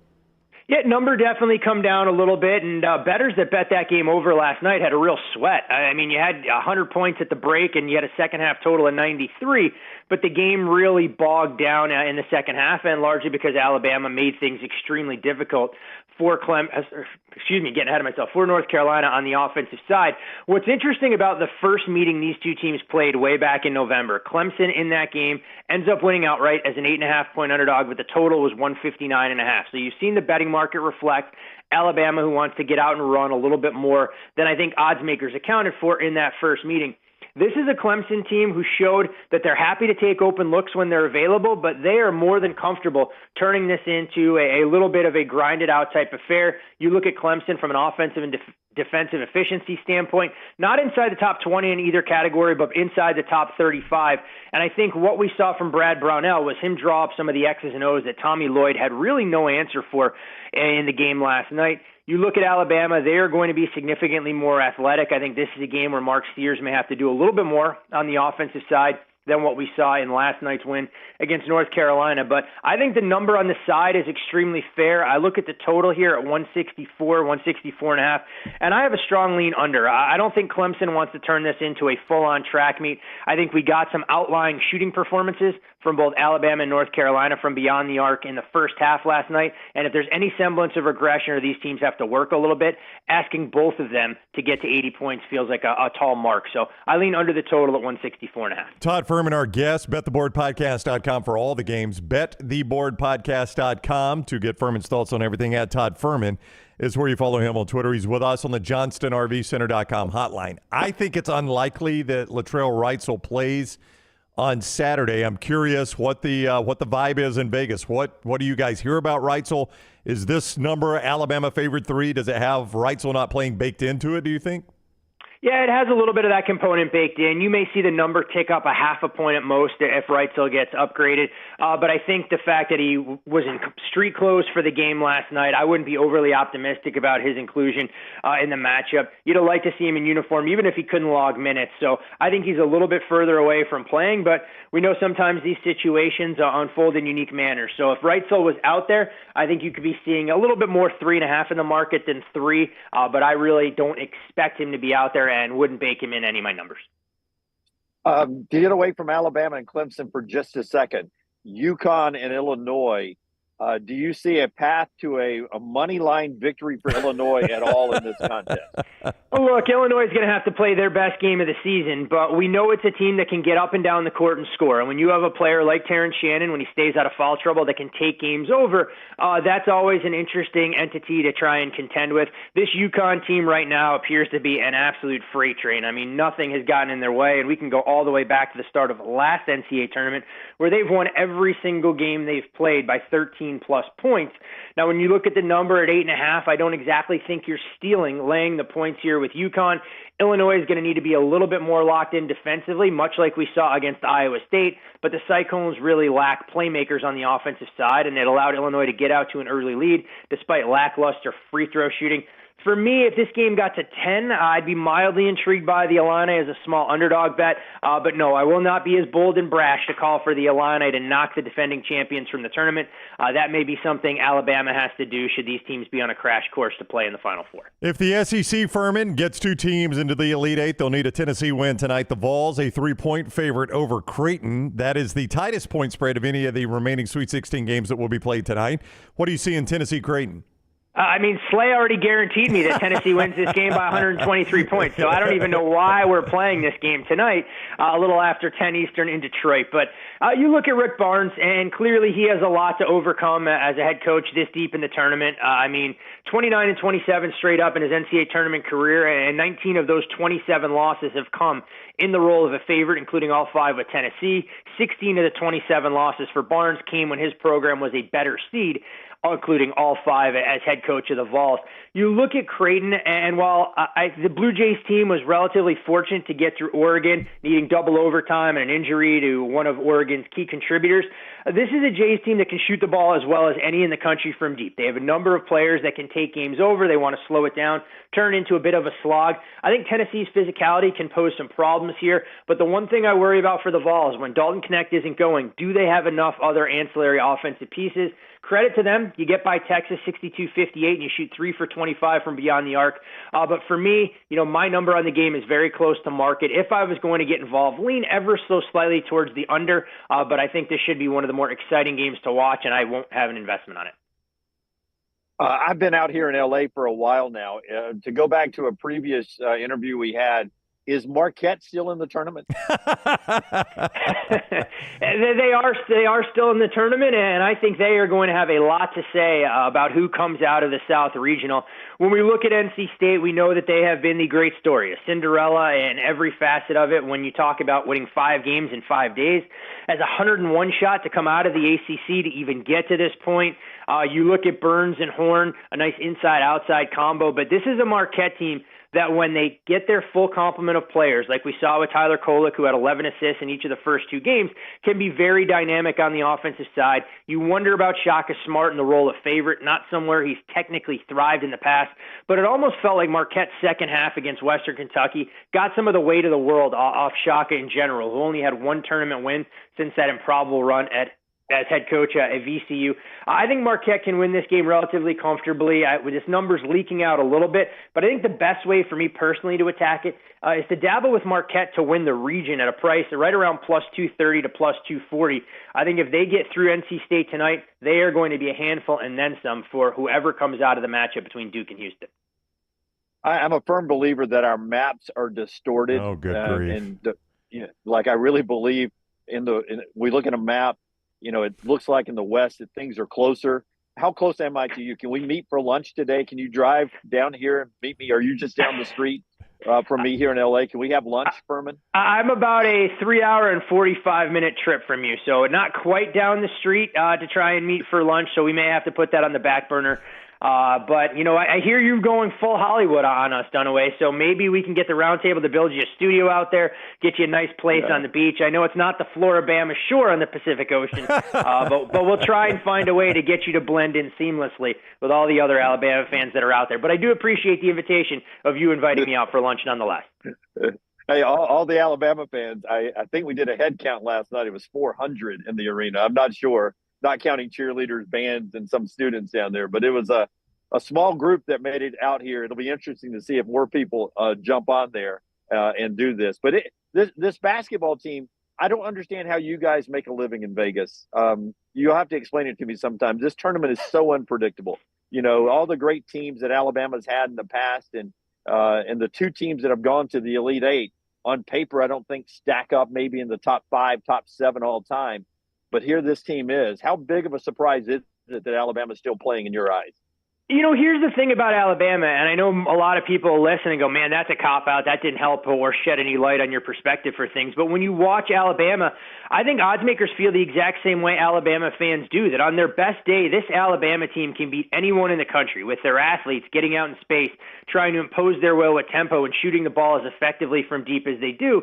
But when you see them get a little bit lethargic defensively, it leads to losing 4 games and 4 out of 5 like they did earlier this year when they lost to Clemson, Purdue, Creighton, and Arizona, and they stepped up in class during that non-conference portion of the schedule. So it does provide some challenges, and we use the term all the time, a high-variance outcome, and Alabama is the poster child for just that. We'll see. If they can go out there and defend, I think they're in a good spot. I mean, Clemson shouldn't be overlooked in any capacity. I mean, this is a Tigers team now playing with a bit of house money that wants to turn it into a little bit more of a rock fight. But when you look player for player, Alabama has a lot more talent and depth on their roster than Clemson can counter with, and you hope that game that they played way back in late November serves as a jumping-off point, but that maybe was a harbinger of things to come when you look at the trio of scorers that Clemson leaned on then in P.J. Hall, Chase Hunter, and Joseph Girard. Chase Hunter has been outstanding this tournament so far, and if P.J. Hall is forced to play two ways, I mean, Alabama would be best served to get him into foul trouble early by driving the ball right at him. All right, Fuhrman, before you go, Major League Baseball officially started yesterday. For the Braves fans, it will not start until today because of weather in Philadelphia. How is it, other than Shohei Ohtani getting suspended because of this gambling issue, how is it not Braves-Dodgers in the National League? Look, this Dodgers team, for me, I have some questions about not just the Shohei situation, but do they have enough in the way of starting pitching to get them over the hump? Clayton Kershaw, we probably don't expect back till August. Let's see what Walker Buehler looks like in the rotation if he can regain his form. I love the signing for Tyler Glasnow, who has looked a part of ace in a very limited sample size, but he has his own injury-riddled history there. So I think that's the biggest question that I have for the Dodgers. I think the Braves, when you look at that roster from top to bottom, there are very few weaknesses and no reason to believe that they won't be there vying, for a National League pennant. The problem for the Braves has been, you better hope you just avoid the Philadelphia Phillies in the playoffs. That's been their kryptonite in the past. So we'll see. But I think the National League is definitely chalk. Meanwhile, when you look in the American League, I think that's where things get a little bit more interesting from top to bottom. I don't think that, in my opinion, there's a true clear-cut favorite. You can buy into Baltimore with some of their offense. You can look at some of these teams that are pitching-laden. But I think the National League's all about the favorites, with the American League being a little bit more wide open. And if you're looking for a Cinderella in the NL, maybe it's the Reds if some of those young bats come to life and their staff can take the next step. All right, bettheboardpodcast.com. Get all the games. Fuhrman touched on some of the Sweet 16. He'll have it all right there, and the Elite Eight at bettheboardpodcast.com, bettheboardpodcast.com. Fuhrman, thank you very much for the time. We always appreciate it. Always a pleasure, gents. Dunaway, stay safe out there on the West Coast. I know you'll see some things you're not used to back home in Birmingham. Oh, golly gee. Yeah, you're right. It's just me. It's me and crypto. That's all I'm doing. Me and crypto.com right here at the hotel and 1.3 miles to the arena. I don't get out and venture. I work on these things. I'm nose to the grindstone. Nose to the grindstone, yeah. Be good, boys. Enjoy the game tomorrow. All right, Fuhrman. Thank you. That is Todd Fuhrman with us at Todd Fuhrman on Twitter. BetTheBoardPodcast.com. He was on the JohnstonRVCenter.com hotline. By the way, Michelson Laser Vision can help you see clearly in 2024. Hey, some of you may be getting a tax return. Why not spend it on better vision? Call Amy at Michelson Laser Vision, 969-8100, 969-8100.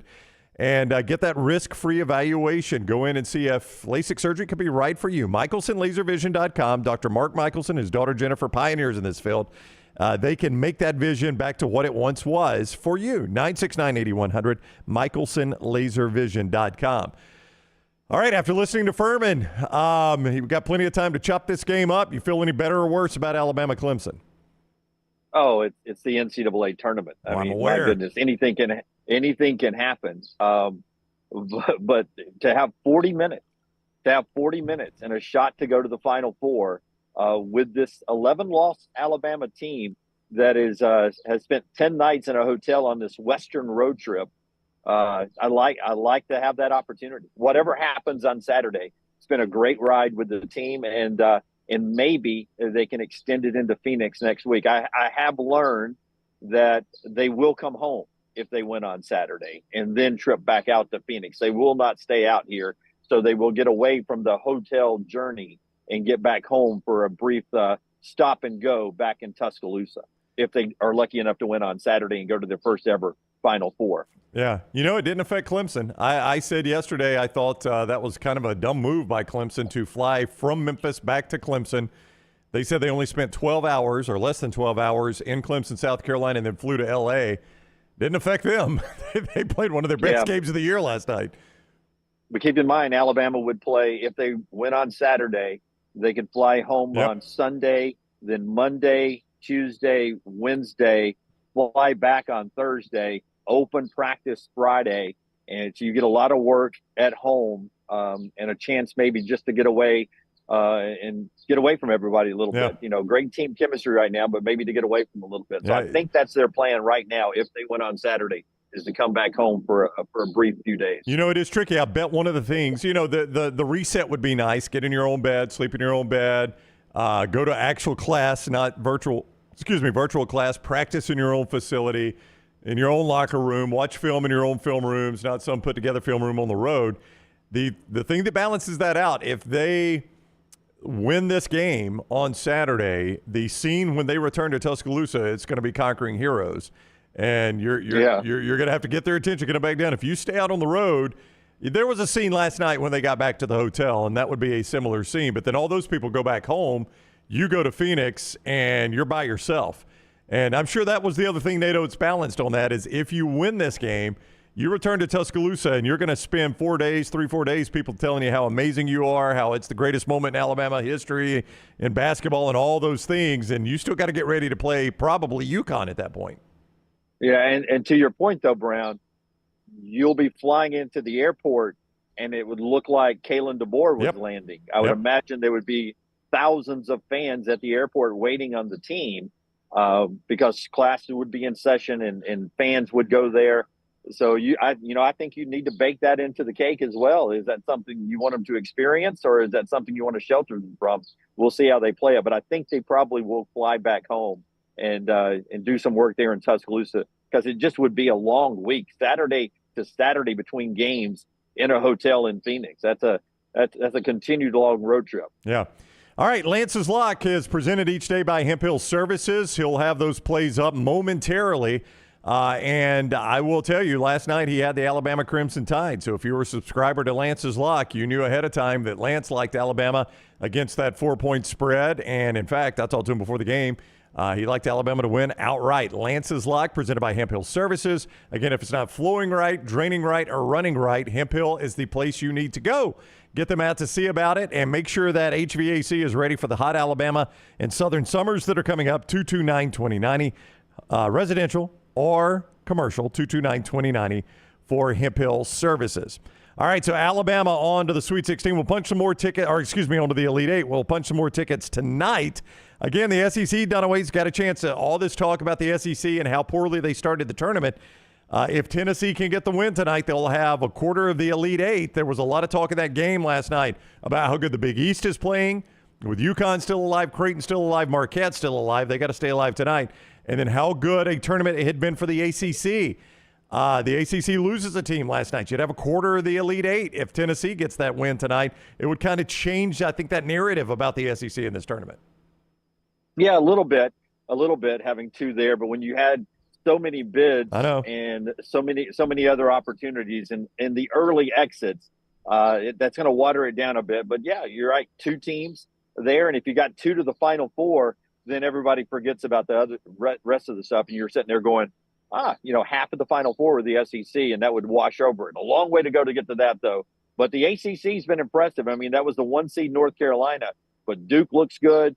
Clemson looks good right now. Pretty good run by those guys. Duke's got to get past Houston tonight. NC State got to get past Marquette, or it's just Clemson left in the Elite Eight for the ACC. So some fun basketball tonight. We'll talk about that. 4 downs in our next segment. EG and Little T have prepared this, Dunaway. They've prepared 4 downs. So look out. EG and Little T going to join us. What, you think you all celebrity birthdays? I'm looking forward to that.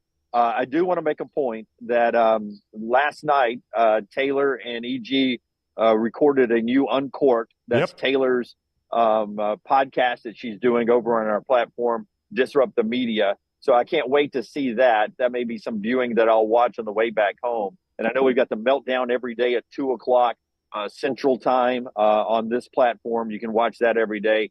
But I'm excited about what Emily Grace can do as well with the Braves this year. She sent out a picture, and we've seen Taylor in some Auburn fandom or at an aquarium as a young, sports fan, as a young lady.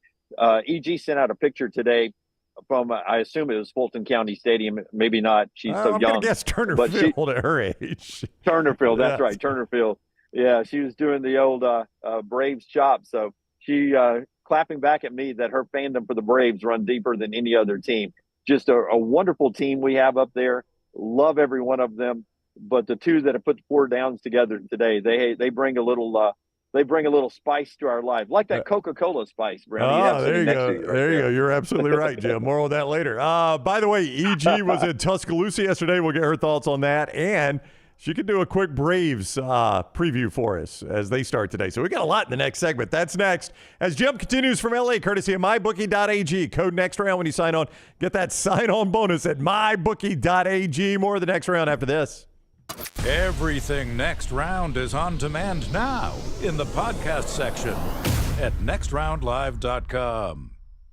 Hey, let me tell you about our friends at Urology Centers of Alabama. Compassionate and comprehensive urological care with 35 physicians, 17 locations across Alabama. Their patient-centered approach to all of your urological needs. Remember, they've got that new men's health center. It is beautiful, helping men with a wide range of sensitive male issues in a comfortable environment. You can always go online, visit urologycentersalabama.com, schedule an appointment with one of their many urologists today. This hour of the Next Round is presented by the Birmingham Racecourse Casino, now featuring 7 days of giveaways with your chance to win a share of up to $125,000. The more you visit the Birmingham Racecourse Casino, the more chances you have to win. NASCAR is returning to Talladega Super Speedway for the 2024 Geico 500 weekend, Saturday, April 20th through Sunday, April 21. Guarantee your 2024 Geico 500 weekend experience today by visiting TalladagaSuperspeedway.com or calling 877-GO-TO-DEGA. Enhance your race weekend by adding passes to the Talladega Garage Experience, presented by Coolray. It is the Geico 500 weekend, Saturday, April 20th and Sunday, April 21st. Guarantee your spot now, TalladagaSuperspeedway.com or 877-GO-TO-DEGA. The wait is over. Tonali has arrived. Beautifully distinctive Italian styling and performance. Come test drive the all-new 2024 Alfa Romeo Tonali plug-in hybrid at Alfa Romeo of Birmingham. The all-new Tonali offers best-in-class horsepower and torque, fastest 0 to 60 times in its class, plus best-in-class range with full electric charge. And best of all, qualified Tonali leasees are eligible for up to $7,500 EV tax credit factored into your lease. Hurry down to Alfa Romeo of Birmingham and experience the all-new Tonali. Stop by the New York Butcher Shop and pick up the finest in certified Angus prime beef steaks and burgers, premium pork chops, ribs, and all-natural chicken cut to order just for you. Their chef-prepared entrees and side dishes are the perfect dinner-to-go choice for your family and are ready to heat at home. With a great selection of fine wines and desserts, the New York Butcher Shop is your one-stop dinner shop. 2 locations to serve you, Cahaba Heights and on Highway 119 in Greystone. The New York Butcher Shop, rare quality, well-done service.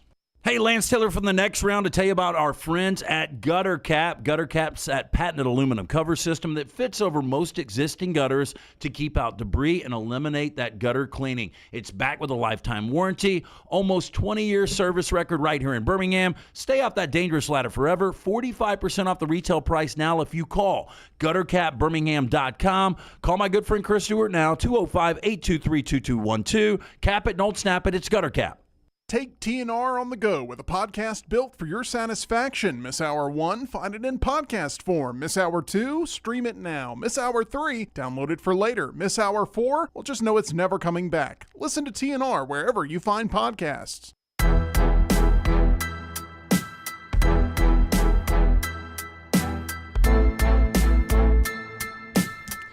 All right, we continue on the next round. The ladies have joined us, Little T and EG.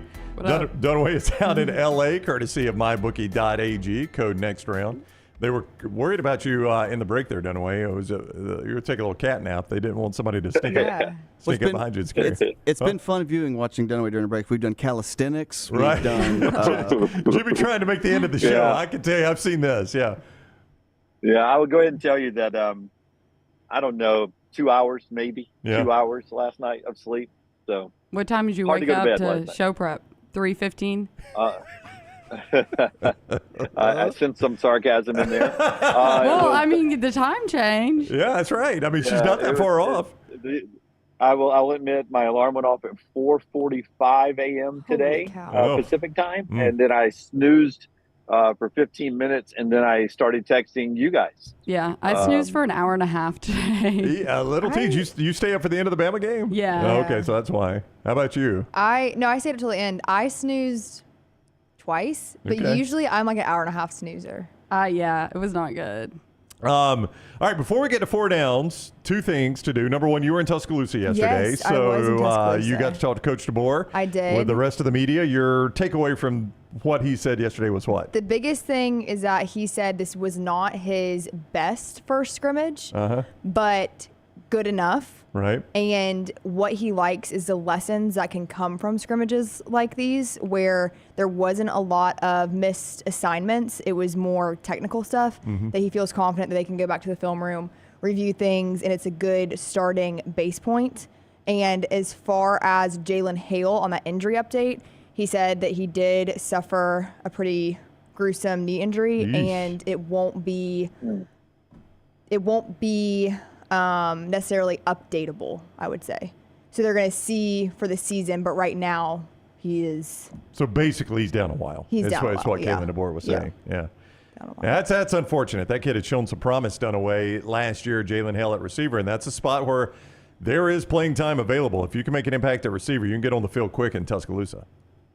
Yeah, and that's what I was hinting to the other day, EG, on the ambulance coming to the scene. And when you take a player from the facility on an ambulance, that means they're usually being transported to a facility, and that likely was a pretty quick surgery at that point for them. Not that I'm a doctor, but sometimes if it's an ACL or something, you stay in the facility, they check it out, they put a brace on it, they ice it, and you get some reevaluated the next day. So the fact that there was some ETS there, some emergency care, that was pretty sad to hear. Hopefully he makes a full recovery whenever he gets back to football. We will do EG's Braves report on the back of this. I have it all written down, though. Would you want to come back and do it later? Yeah. Okay, you just come back and do it later. Okay. Moment. Wow, a whole moment. One whole moment. We're going to have a moment here, Little T. As a reminder, as we talk about Alabama football, the show will be in Auburn on Tuesday. We'll be doing our show from the Auburn Football Complex there with Coach Hugh Freeze, John Cohen, some selected Auburn players. Everybody got excited when I said this yesterday, including Auburn's quarterback. Yeah, I think that'll be interesting. Peyton Thorne going to be on the show. Yeah, we also might have a question that. Oh, yeah. For Hugh Freeze. Like you two? Well, yes. We got asked when we were doing our Uncorked. EG joined me yesterday, and one of the questions was, I can't remember who asked it, but someone was Bradley was very concerned as to why Auburn doesn't use drones at practice. Okay. And that was really the gist of it. He was like, "Can you convince Hugh Freeze to buy drones?" But I don't know what the benefit of that is, especially for a fan. So I don't know. I was kind of confused by the question. I got the answer for you guys. Okay. I guarantee you, Bradley works for that company that sells drones to the local high school program. Yeah, you know who could use these? Everybody in the SEC. Yeah. Right. Bradley's in charge of regional drone sales. I guarantee you. Let's do 4 Downs is presented every day by SliceBirmingham.com. 4 great locations, a 5th coming soon, right there on that same row in Homewood. So you go enjoy the great pieces like the Hot Mama, the Soul Pie, the Little Piggy, all those. SliceBirmingham.com, SliceBirmingham.com. Rockstar, we start with? First down. Do you guys have all 4 of them? Because I've got one. I have one. You have one. You have one? I have 8. It sounds like we're short it down. I can make one up. Okay, Jim, we'll give you time to make one up. I will start with mine. Moving forward, and you can ask this moving forward. More Final Fours in Tuscaloosa, Nate Oats or Kalen DeBoer? Ooh. More Final Fours. More Final Fours in Tuscaloosa as the Alabama coach, Nate Oats or Kalen DeBoer? Nate Oats is on. I mean, he's one game away from getting the lead in this. I say Kalen DeBoer. I think it's easier to get to a football. You're correct. Yeah, now especially with the new playoff format. Yeah. But here's the thing, Dunaway. I mean, if Kalen DeBoer, it's not just Nate Oats can get to a couple Final Fours the rest of his career and will be a king in Tuscaloosa. Kalen DeBoer gets to a couple Final Fours, doesn't win a national championship. He's not getting the statue, and there might be some rumblings, you know? I just wonder. Yeah, that's exact. Sorry. Go ahead, Taylor. How I know that Nate Oats has this huge buyout now, but say he does make it to the Final Four this season, have another I just wonder if someone will try and they may try. I mean, Little T's right about that, Dunaway. I mean, as soon as Calipari's done at Kentucky's going to kick those tires, don't you think? Yeah, that's right. But that's why, the contract was done this year with Michigan and Louisville being open. That's why the buyout is $14 million more for the basketball coach at Alabama than it is for the football coach at Alabama. I'll say that again for those of you in the back row. The basketball buyout on the new contract for Nate Oats, the buyout part is $14 million more than for the football coach at Alabama. That's because he was a guy who is coveted by other major programs and will be for the foreseeable future. We were talking on the Crimson Tide Sports Network pregame show last night, and Brian Passing made the point that the future of college basketball, I forget who was saying it, maybe it was Jay Billis that said it. It was Lloyd of Arizona and Nate Oats of Alabama were the two at that age group that will be the face of college basketball over the next few years. Hey, but Nate Oats is better in the tournament. Nate Oats is better in the tournament than Arizona right now. That's been his problem. He can advance. He is, but to just the age bracket those two guys are in, and you've got a lot of legendary coaches, including Bruce down at Auburn, that are at a different age right now, who, they're just sort of like Nick Saban was last year in football, starting to age closer to the end than at the point where Nate and Lloyd are in their careers. Yep. Second down. Go ahead, Little T. Well, no, I was just going to say. It's free-flowing on 4 Downs. I was just going to say, I wonder if a school like Kentucky that's desperate to bring someone good in would be willing to pay just because. It's a lot of money. I mean, I don't know. Dunaway, do you remember how much Calipari's buyout drops? It's 33 now. Is it 27 next year? Is that right?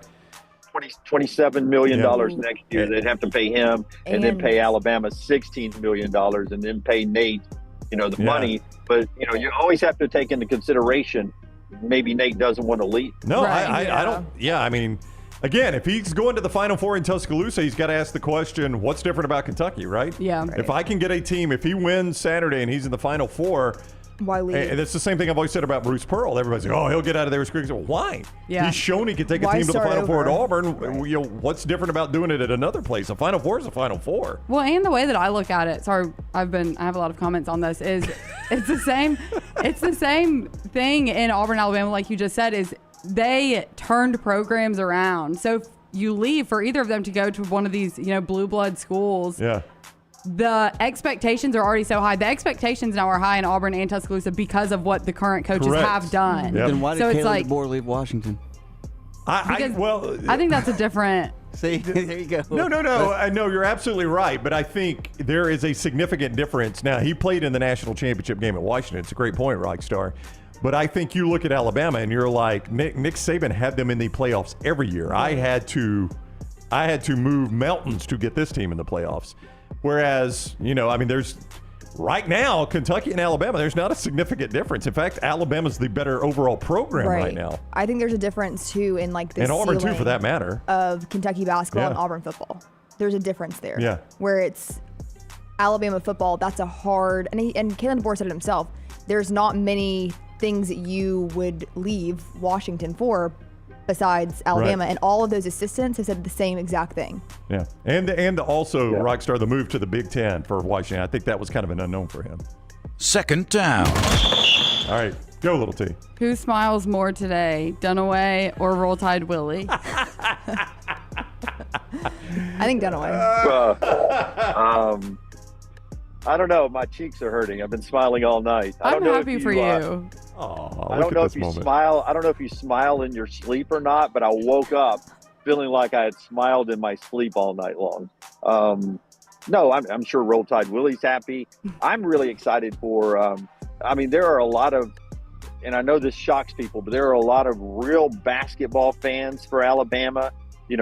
Football dominates, obviously, but there are some real specific basketball-only boosters, some real specific basketball-only season ticket holders, many of them who were in this hotel last night that just are very, very happy. And I'm happy for those people. I'm happy for Nate Oats.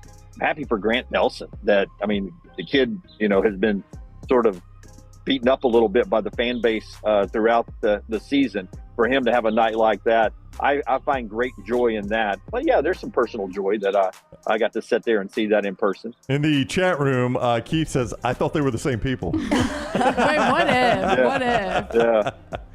Do you give a piss about anything but the tie Dunaway? Yeah. Other than that one night, Taylor shot a video of us at Coleman Coliseum. We've never been seen in the same place at the same time. Yeah. That could have been AI. Yeah. I don't know if I can trust Taylor on this. Nothing's off the board now. That was just good Taylor editing. I had to change outfits, and we shot it two ways, and then she blended it together.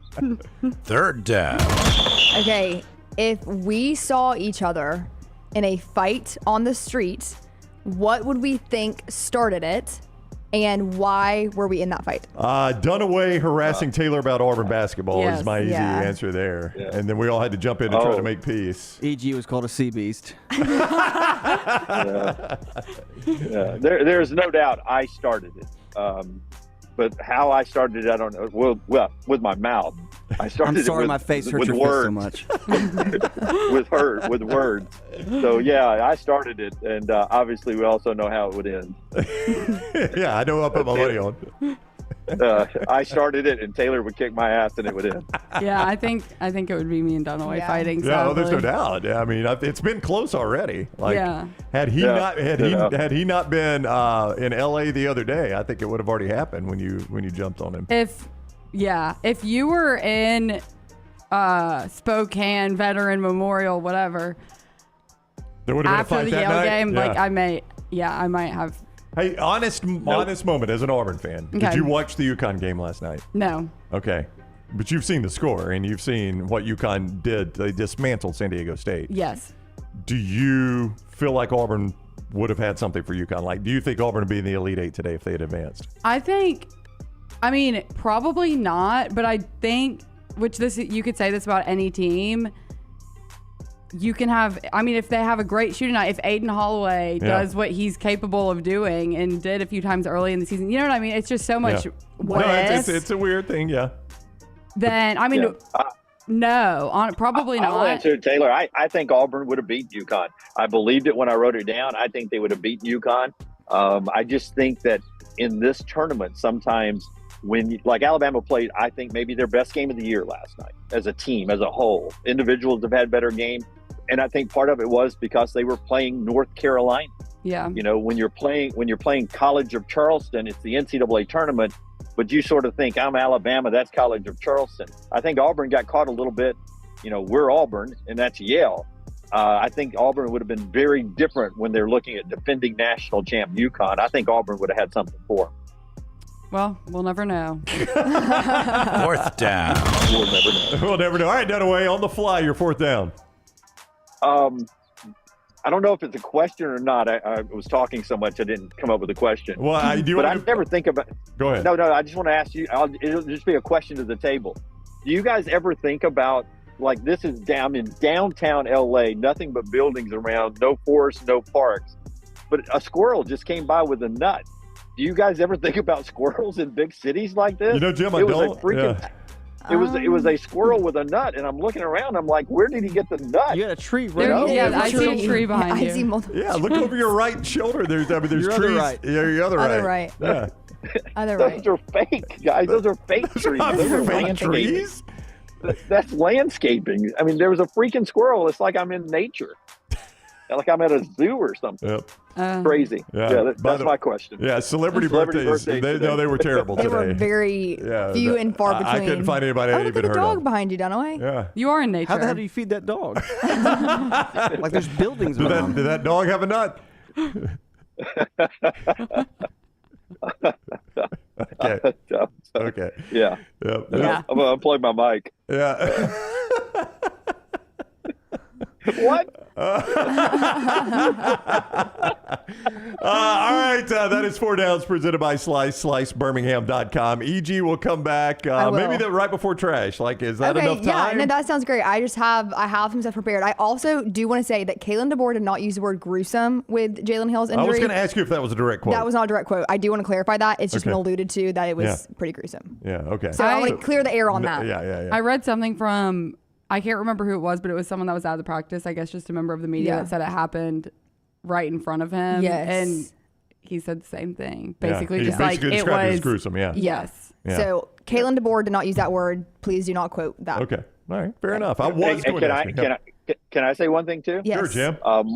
Mark Sears' mom, Love game her. day wear, unbelievable Awesome. fashion sense. Like, yes. I was talking to her last night at the hotel bar, and she had like a sweatshirt, but it was like sleeveless in this part, but then the sleeves appeared again, like right at the elbow. A like I cutout? couldn't figure it out, and it was cutout. There you go. Thank you. And then do y'all talk about that on court fashion stuff as well as a good word? No, we But didn't. I did bring up Mark Sears' mom literally like this morning. Right before. Right before. And I was She's like, I love entertaining to her. watch. Like when she does that free thing. They never showed it last night. Yeah, but she distracted me in Nashville during the game. I was just telling them, I was like, she was behind. She was sitting right across from Dunaway and I. Right.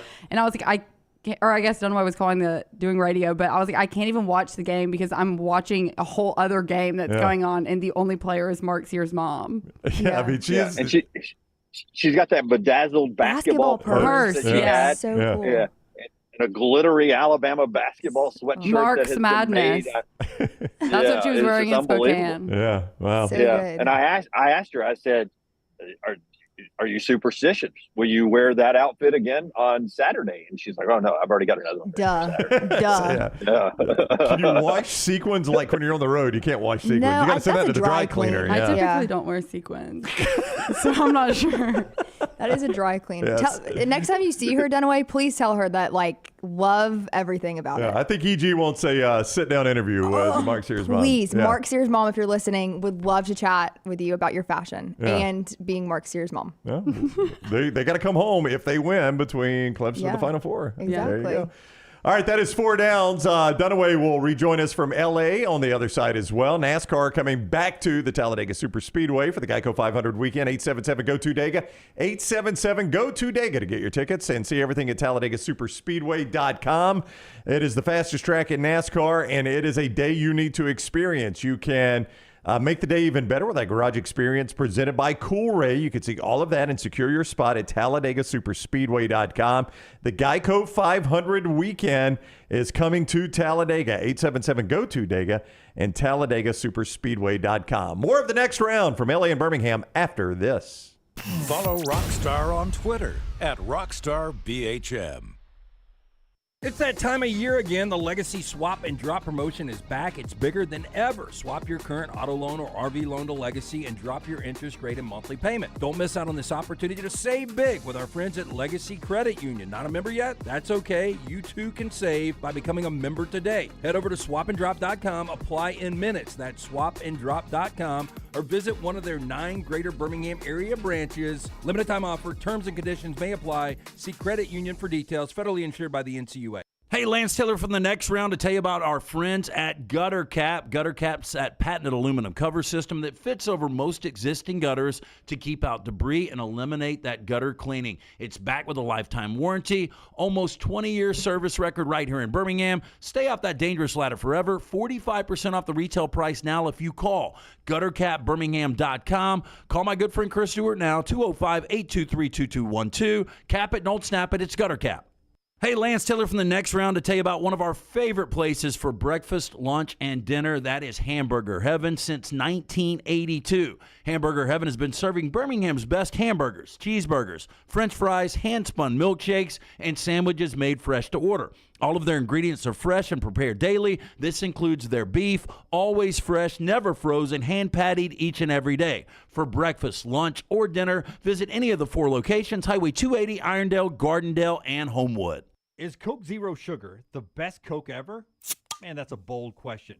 But it's got that irresistible taste to back it up. One thing's for sure, when you've got an irresistible, tasty match like zero sugar and 0 calories, something sensational is bound to happen. It's too bad you can't taste it with your ears, because this Coke Zero Sugar tastes amazing. Truthfully, it's hard to put into words, and that's my job. You'll have to take a taste for yourself. Coke Zero Sugar.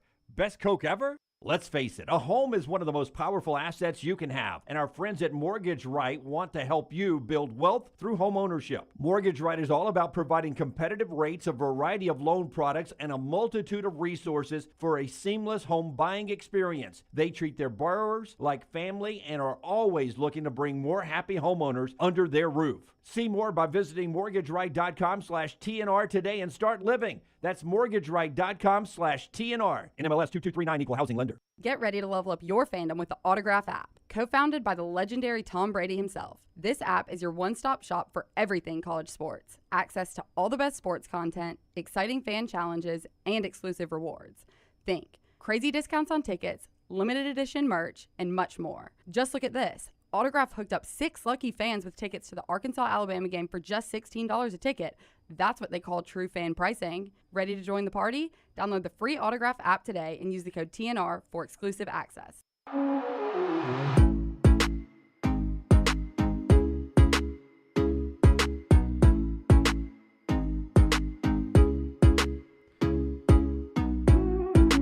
In the next hour, you'll hear from Alabama basketball coach Nate Oats and also Greg Byrne. Dunaway had a chance to talk with him afterwards.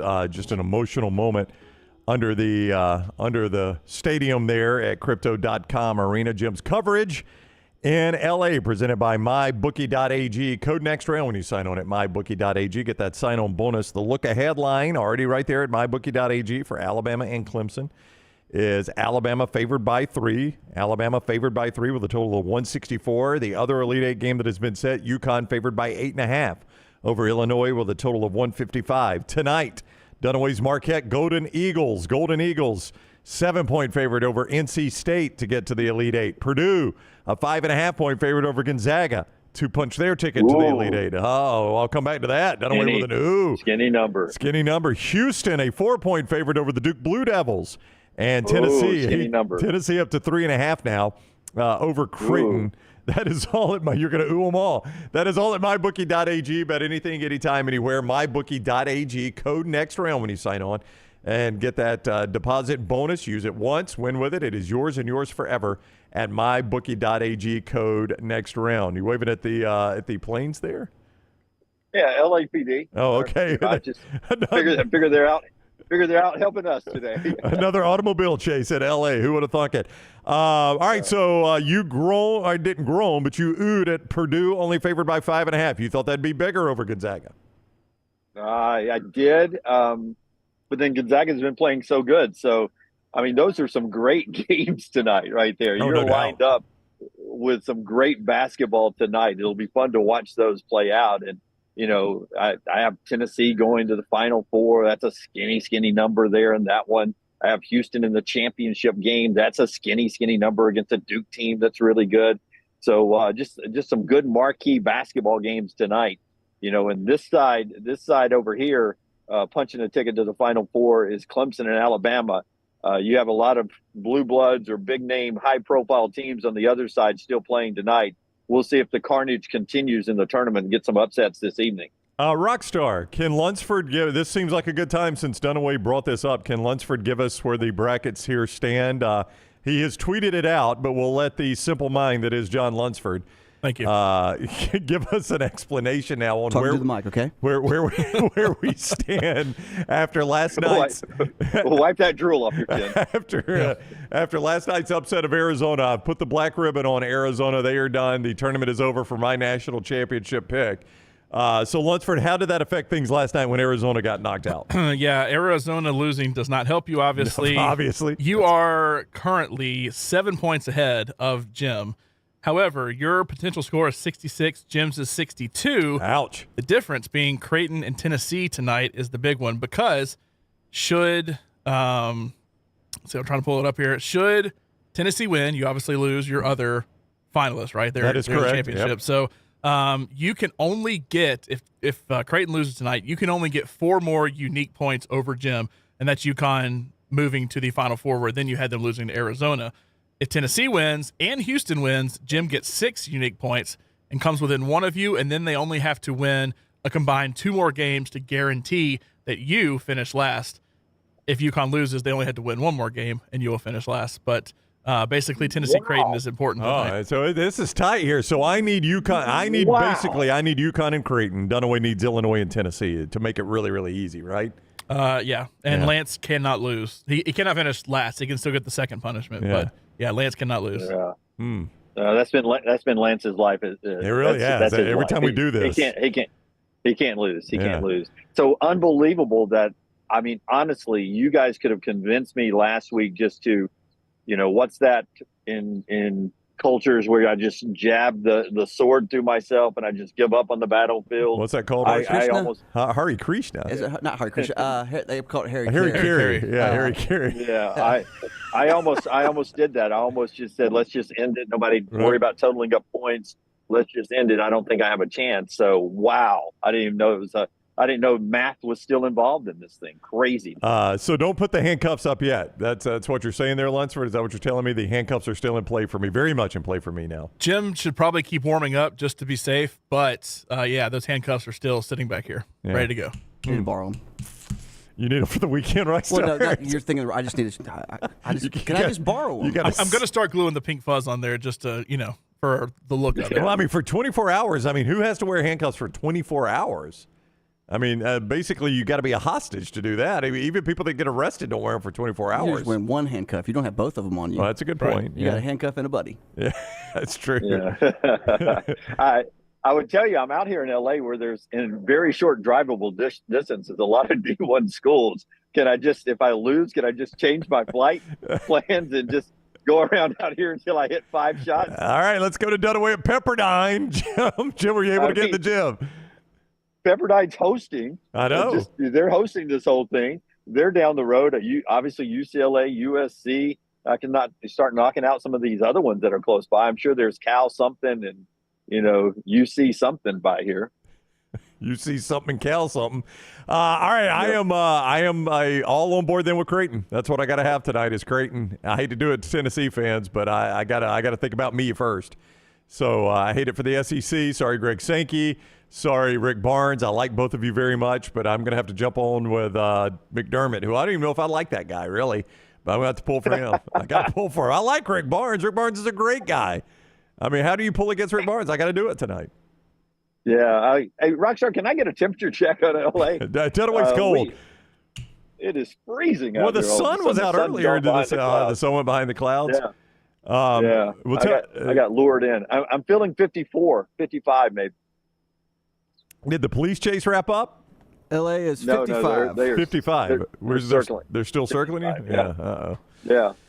It's bad news. Hope You're you going make to it have out a big chance of rain tonight. Oh, chance of rain, Rockstar? Mm-hmm. Only 93%, but you should be good. What is Saturday there at Crypto.com Arena if Jim has to do an outside shot? Saturday is a high of 58, a low of 51, and a 95% chance of rain. Uh-oh, Dunaway. That outside shot at Crypto's in trouble Saturday.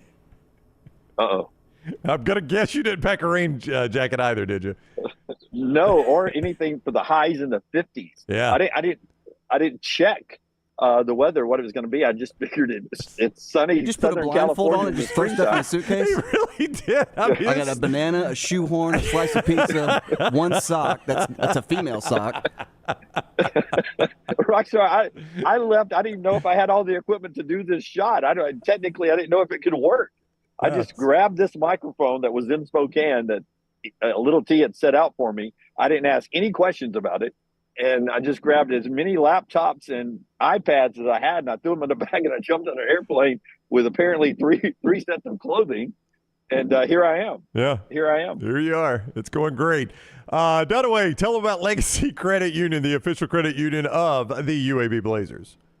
Listen, a chance to swap and drop. That's a great opportunity. Sometimes the best advantage you get financially in life is to change something. And that's what you get with Legacy right now. You got a car loan, you got a truck loan, you got a boat loan or an ATV loan, whatever kind of loan you have with one financial provider, you can swap it over to Legacy right now and get a lower rate, like 5.5% APR. It's going to save you on the monthly payment. It's going to save you on the overall payment. All you have to do is go to swapanddrop.com. Swapanddrop.com. Get details. There are 9 area branches locally in the Birmingham area for Legacy, a proud supporter of UAB athletics.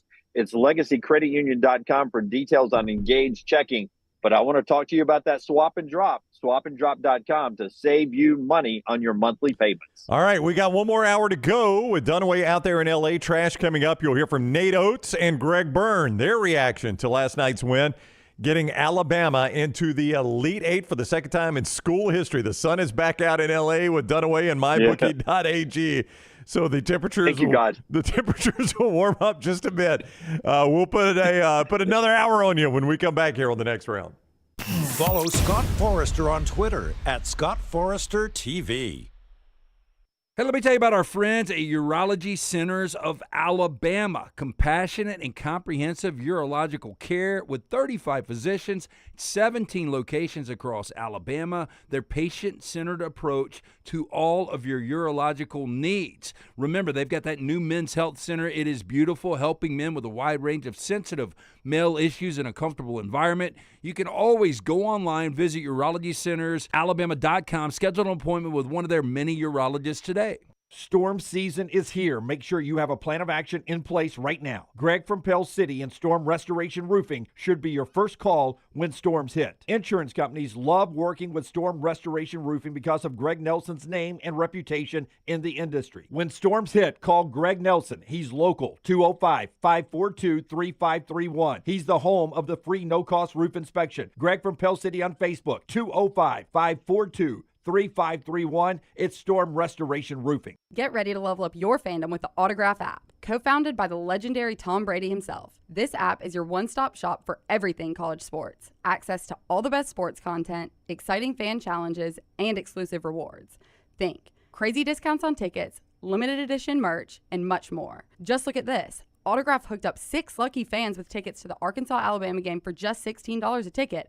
That's what they call true fan pricing. Ready to join the party? Download the free Autograph app today and use the code TNR for exclusive access. Start your day online with our website, nextroundlive.com, for the latest videos, podcasts, and college football stories. It's also a great way to stream the show or shop in the Next Round store. Stay connected by visiting nextroundlive.com. Twin Peaks is the best in the game. Here, you're in the red zone for every college rivalry and divisional matchup all season long. I mean, where else are the scenic views as good as your view of the game? Only at Twin Peaks, the #1 sports bar. NASCAR is returning to Talladega Super Speedway for the 2024 Geico 500 weekend, Saturday, April 20th through Sunday, April 21. Guarantee your 2024 Geico 500 weekend experience today by visiting TalladegaSuperspeedway.com or calling 877-GO-TO-DEGA. Enhance your race weekend by adding passes to the Talladega Garage Experience, presented by Coolray. It is the Geico 500 weekend, Saturday, April 20th and Sunday, April 21st. Guarantee your spot now, TalladegaSuperspeedway.com or 877-GO-TO-DEGA. Hey, Lance Taylor from the Next Round to tell you about my friends at Michelson Laser Vision, located conveniently UAB Highlands. Almost 20 years ago, I went in for the procedure. Only took 12 minutes for both eyes. When I went in, I had 2200 vision. I was legally blind. Now I have 20/15 vision, still 19 years later. Make the call today. Schedule a hassle-free consultation. 969-8100. Dr. Mark Michelson, Dr. Jen Michelson, Michelson Laser Vision. Make sure you tell them the Next Round sent you. 969-8100 or MichelsonLaserVision.com. Jim Dunaway, Lance Taylor, Ryan Brown, and Rockstar. Live from the Birmingham Racecourse Casino Studios, the Next Round, presented by Bud Light, is on now.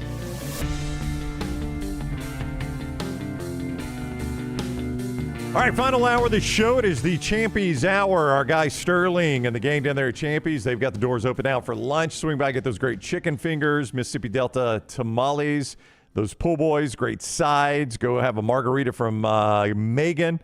Enjoy just watching the baseball down there. Opening day for the Braves. Great place to watch it. Champies World Famous Fried Chicken, champieschicken.com, champieschicken.com.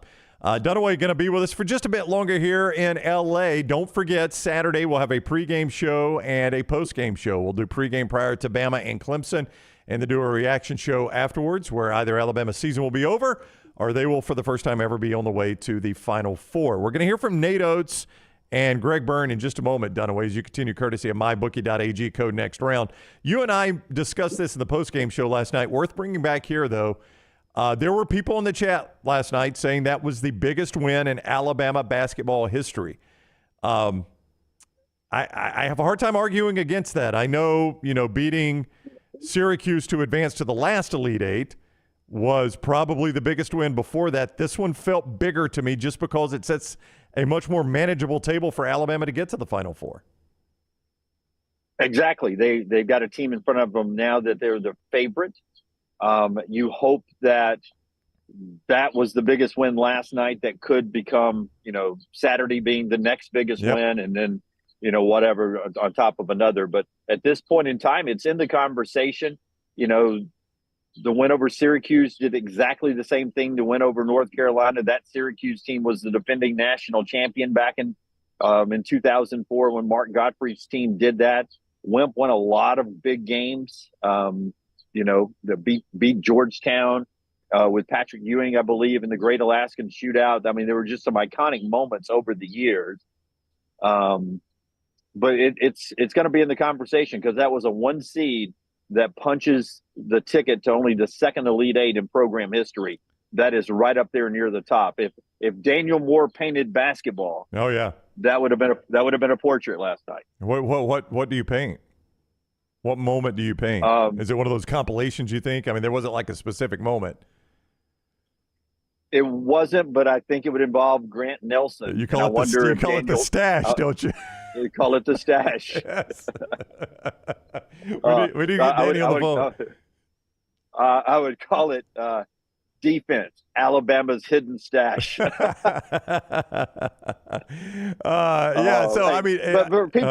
saw people in the chat asking, okay, what does Alabama do today? Well, today, hopefully they're sleeping in, and then they'll do their rehab, and then they'll start meetings and such. The shoot around at the crypto.com, about a mile this way, is closed, totally closed today. So they get a full closed practice inside crypto, and it's at 3:00 Pacific time. So 5:00 back in our studio today is when they actually will get their practice in today, and they'll meet the media again. And I'll be down there bringing you some sound on our social media platform. So it's not an off day by any stretch of the imagination for me or for them either. They'll be back down at crypto.com late in the afternoon here today. And then they will likely do another practice on their own somewhere else and a shoot around tomorrow back at crypto. And then they'll play the game late tomorrow afternoon here at LA time. Let's hear from Alabama basketball coach Nate Oats. Dunaway, quickly before we do that, though, the Birmingham Squadron wrapping up. You hope Alabama's not wrapping up their season Saturday. The schedule tells you have to do it for the Birmingham Squadron, though. There's no arguments there. Yes, end of the regular season for them. And they want to say thank you to all the fans who have come out and make the year so special to them. And they've got a lot of great opportunities for you in this final home game Saturday night, Legacy Arena, 7 o'clock tip there. You can go down there and enjoy the Birmingham Squadron one more time, birminghamsquadron.com, birminghamsquadron.com. First 500 fans gets T-shirts, but it's the final regular season home game. You never know what else you'll get going to the game, birminghamsquadron.com for tickets, or you can get them at the door always at Legacy Arena, 7 o'clock. All right. Nate Oats, the Alabama head basketball coach, who now has a team for only the second time in school history in the Elite Eight. His first trip to the Elite Eight as a head coach, was able to meet the media after the game. Dunaway brought this up earlier about the leadership of Mark Sears. And as the game developed, what Sears told the Alabama head coach, and it might have been the difference in the way this game was played. Here is Alabama's Nate Oats. He scored at least 20 points. I don't know how many straight games, or 20 out of the last 22 or something. Like, late, he's been great for us. So I went to him, when we were down there late, and I said, what do we got to run? He said, forget it, man. Get it to Grant. Grant's cooking. Let's go with Grant. Let's roll. And look, when you got your leading scorer and best player telling you to run plays for somebody else on the team, I think we used the word Mudita a lot that we stole from Coach Murphy with softball.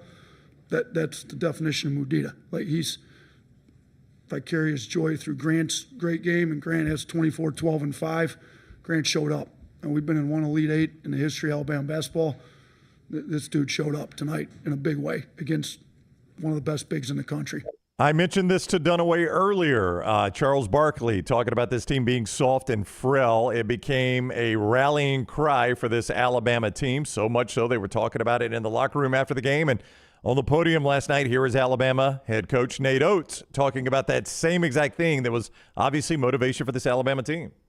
Baycott had 19, 12, and 1. Grant had 24, 12, and 5. Like, I think people question whether we're frail, soft, whatever.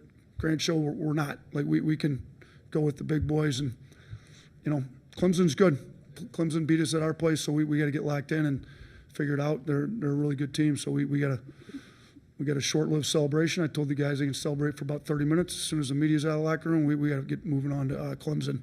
One more from Nate Oats, and then I want to ask Dunaway a question about Nate Oats that is posed both by Kevin Skarbinski and a member of our audience in the chat room. But Nate Oats, for the second time now, has a team, or for the second time in school history, Alabama has a team in the Elite Eight. Nate Oats' first trip, and as he says, it's his first trip because it is not easy getting to the Elite Eight. We got one game away, and it's a really good. It's not easy. I told these guys at halftime, it's not easy to win these games, to get to an Elite Eight. There's only been one ever in Alabama. They've had all kinds of pros and all times of really good teams. I mean, Wimp Sanderson's one of the better coaches in his era in the country, and they were never able to make it. Godfrey got to the one Elite Eight when Petway was on that team, and we heard about it forever within my 5 years because Petway's got the only Elite Eight. Now we got 2, and we're going to try to get the only Final Four. I mean, Clemson's good. Like they some of their guys killed us. So we got to get a better game plan. I thought the coaching staff, the assistants, our analytics crew did an unbelievable job getting us ready for this game against Carolina. I thought we had spot-on game plan. We got to do the same thing for Clemson. We won't be getting a lot of sleep tonight. Alabama coach Nate Oats on the podium after the game. So, Dunaway, I ask you this. We chatted about this the other day. A win in this game, going to the Elite Eight, what would that mean about Nate Oats as the best basketball coach? We were asked about this in the history of Alabama basketball. We can get to that in a moment, but Kevin Skarbinski writes, and Rusty points this out and wants us to discuss it in the chat room, that Nate Oats is a top 5 coach right now, and I'm assuming, obviously, Kevin's talking about in America. That is obviously subjective, Jim. There are different ways you can attack this. If I were starting a program, who would I hire? That's going to take a guy like Tom Izzo off the table, even though he's obviously a great coach. Kevin says top 5 coach in America right now. Do you feel like that's a bit premature, or do you put Nate Oats there? No, I do put him there. And I'll tell you why, because of his X's and O's, his analytics, his style of play. They've got a great recruiting class coming in, but what is it? 3 players that had minutes from last year's team on this team, a whole new coaching staff. I mean, who does that sound like to you? I don't want to put too much pressure on Nate Oats, but replacing an entire coaching staff and replacing an entire roster and still performing at this level, that sounds like a guy who just left the football program in Tuscaloosa. Now, you're a long way away from Nate Oats being the Nick Saban of college basketball, but the guy is very young and he's well respected in the business. As I said earlier, Jay Billis said he and Lloyd are the future. In 5 years will be the face of college basketball. And you just hope it's at Alabama. And I know Greg Byrne's working really hard every time to continue to give Nate Oats what it takes to be successful, including a great coaching staff, a budget, and a great budget in general for basketball. So that whole new arena thing, back burner conversation, winning now, because it takes years to build an arena, right? Yeah. Winning now is what Nate Oats cares about, and he's got all the resources right now in Alabama. And I just think the guy is a brilliant-minded coach when it comes to game planning. And I asked this question the other night of Brian Passing. I said, man, when they lost this assistant, I thought that was really going to hurt him. The guy that went to Georgia Southern, and then the kid that went to Arkansas State, and then Petway's recruiting to Kennesaw. I was like, that's really going to hurt him. And he's like, Jim, it really is Nate's system. It's Nate's things, and the other coaches come in and learn it. And they've got a fourth assistant now leaving to go be the head coach at UTSA. So in 2 years, 4 assistants have gotten head coaching jobs. That's pretty impressive. Yeah, it's what you want, though. I mean, like, you don't want to lose a Brian Hodgson. He was very valuable, a great recruiter. You don't want to lose an Antoine Petway. He's a great recruiter. You don't want to lose a Charlie Henry. He was a great X's and O's guy.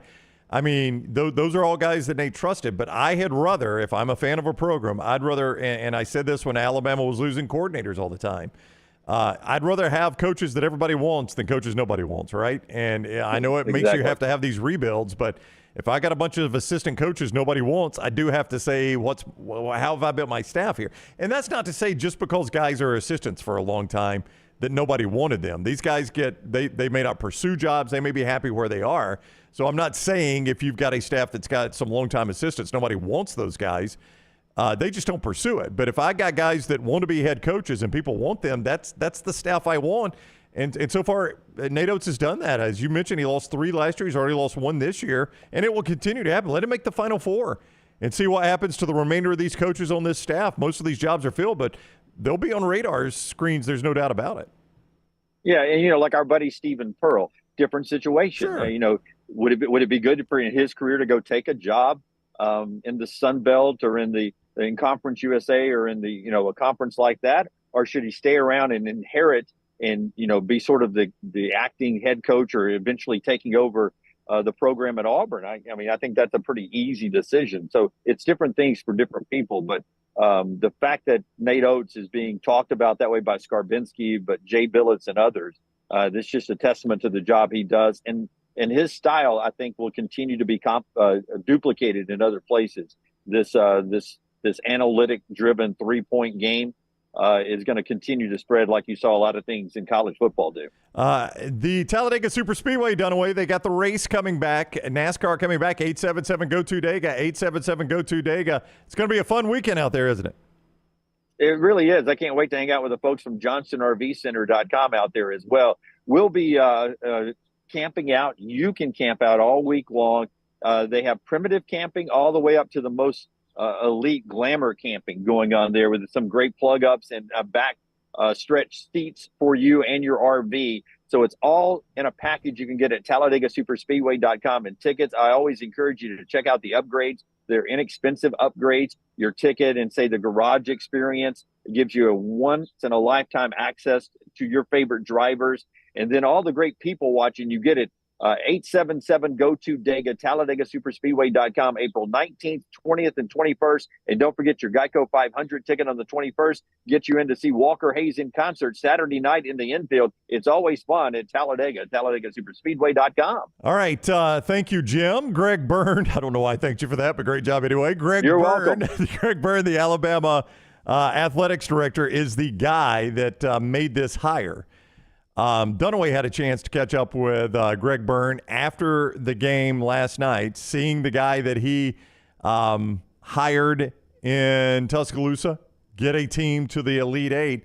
Had to be an emotional moment, obviously, for the Alabama athletics director, obviously, because you could see it in his eyes. Just as I mentioned, Nick Pringle, here is Greg Byrne talking to Dunaway after last night's 89-87 win over North Carolina. All right, Elite Eight. Tell me about the emotions. So I'm on the basketball committee, right? And they let the ADs whose team made the Sweet 16. Last year, I came to Louisville and we lost. And I'm like, well, I don't want to jinx it. But you want to be with your team because you know how hard these kids and coaches have worked and how much this means to our university. And we're not done. We got to keep going at it. But I couldn't be prouder of these guys, and I'm happy for everybody, all of our fans, everybody associated with the University of Alabama. Roll Tide. That is Greg Byrne, the athletics director at Alabama. And Dunaway, I mean, you could hear it in his voice. First of all, just the emotion. If that were just an audio cut, I could hear the emotion in his voice. But watching the video that you guys shot there, just the tear, I mean, you could tell the guy is emotional. And this was, I mean, look, I think what Nate Oats has done has already verified that hire for Greg Byrne. But to go to the Elite Eight, I mean, any coach you hire that just continues to take your program places they haven't been, and he's already done that with, the overall number 1 seed, and now only the second time to the Elite Eight, it's got to be especially satisfying for Greg Byrne. Not that he ever got criticized for that hire. He's only been praised for it. But just to see a guy continue to succeed like that. And I will take it a little further, Brownie. And he walked right out of the locker room, the celebration, and I was waiting on him to do that interview there. And I appreciate him taking the time to just stop and talk to me for that brief second.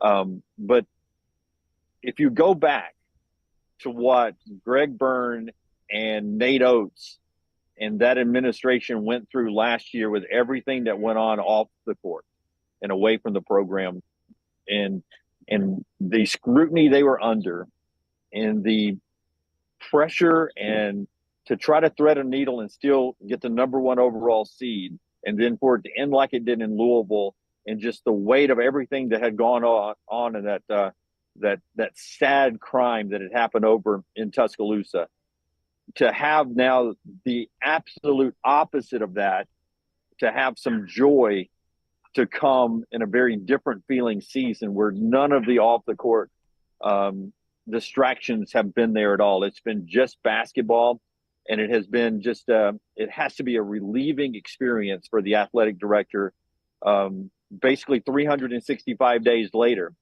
in a very different situation with a coach he respects a lot, a bunch of players who give their all for the university, and then to not have the scrutiny they had a year ago. I can only imagine just the 180-degree emotional arc that it is just 365 days later. And you know what's even better if you're Greg Byrne there is you sit and watch that game last night. You get to enjoy your team going to the Elite Eight, and you've already got the extension done. Like, there's no let's go back to Tuscaloosa and I got to go dig in people's pockets, see how much I can pay this guy. You've already got that done. I mean, and I don't think by any stretch of the imagination did Nate Oats spring too early on that. Even if he goes to the Final Four, the extension he's gotten is probably the same thing he would have gotten with a Final Four or just making the Sweet 16 or just making the tournament.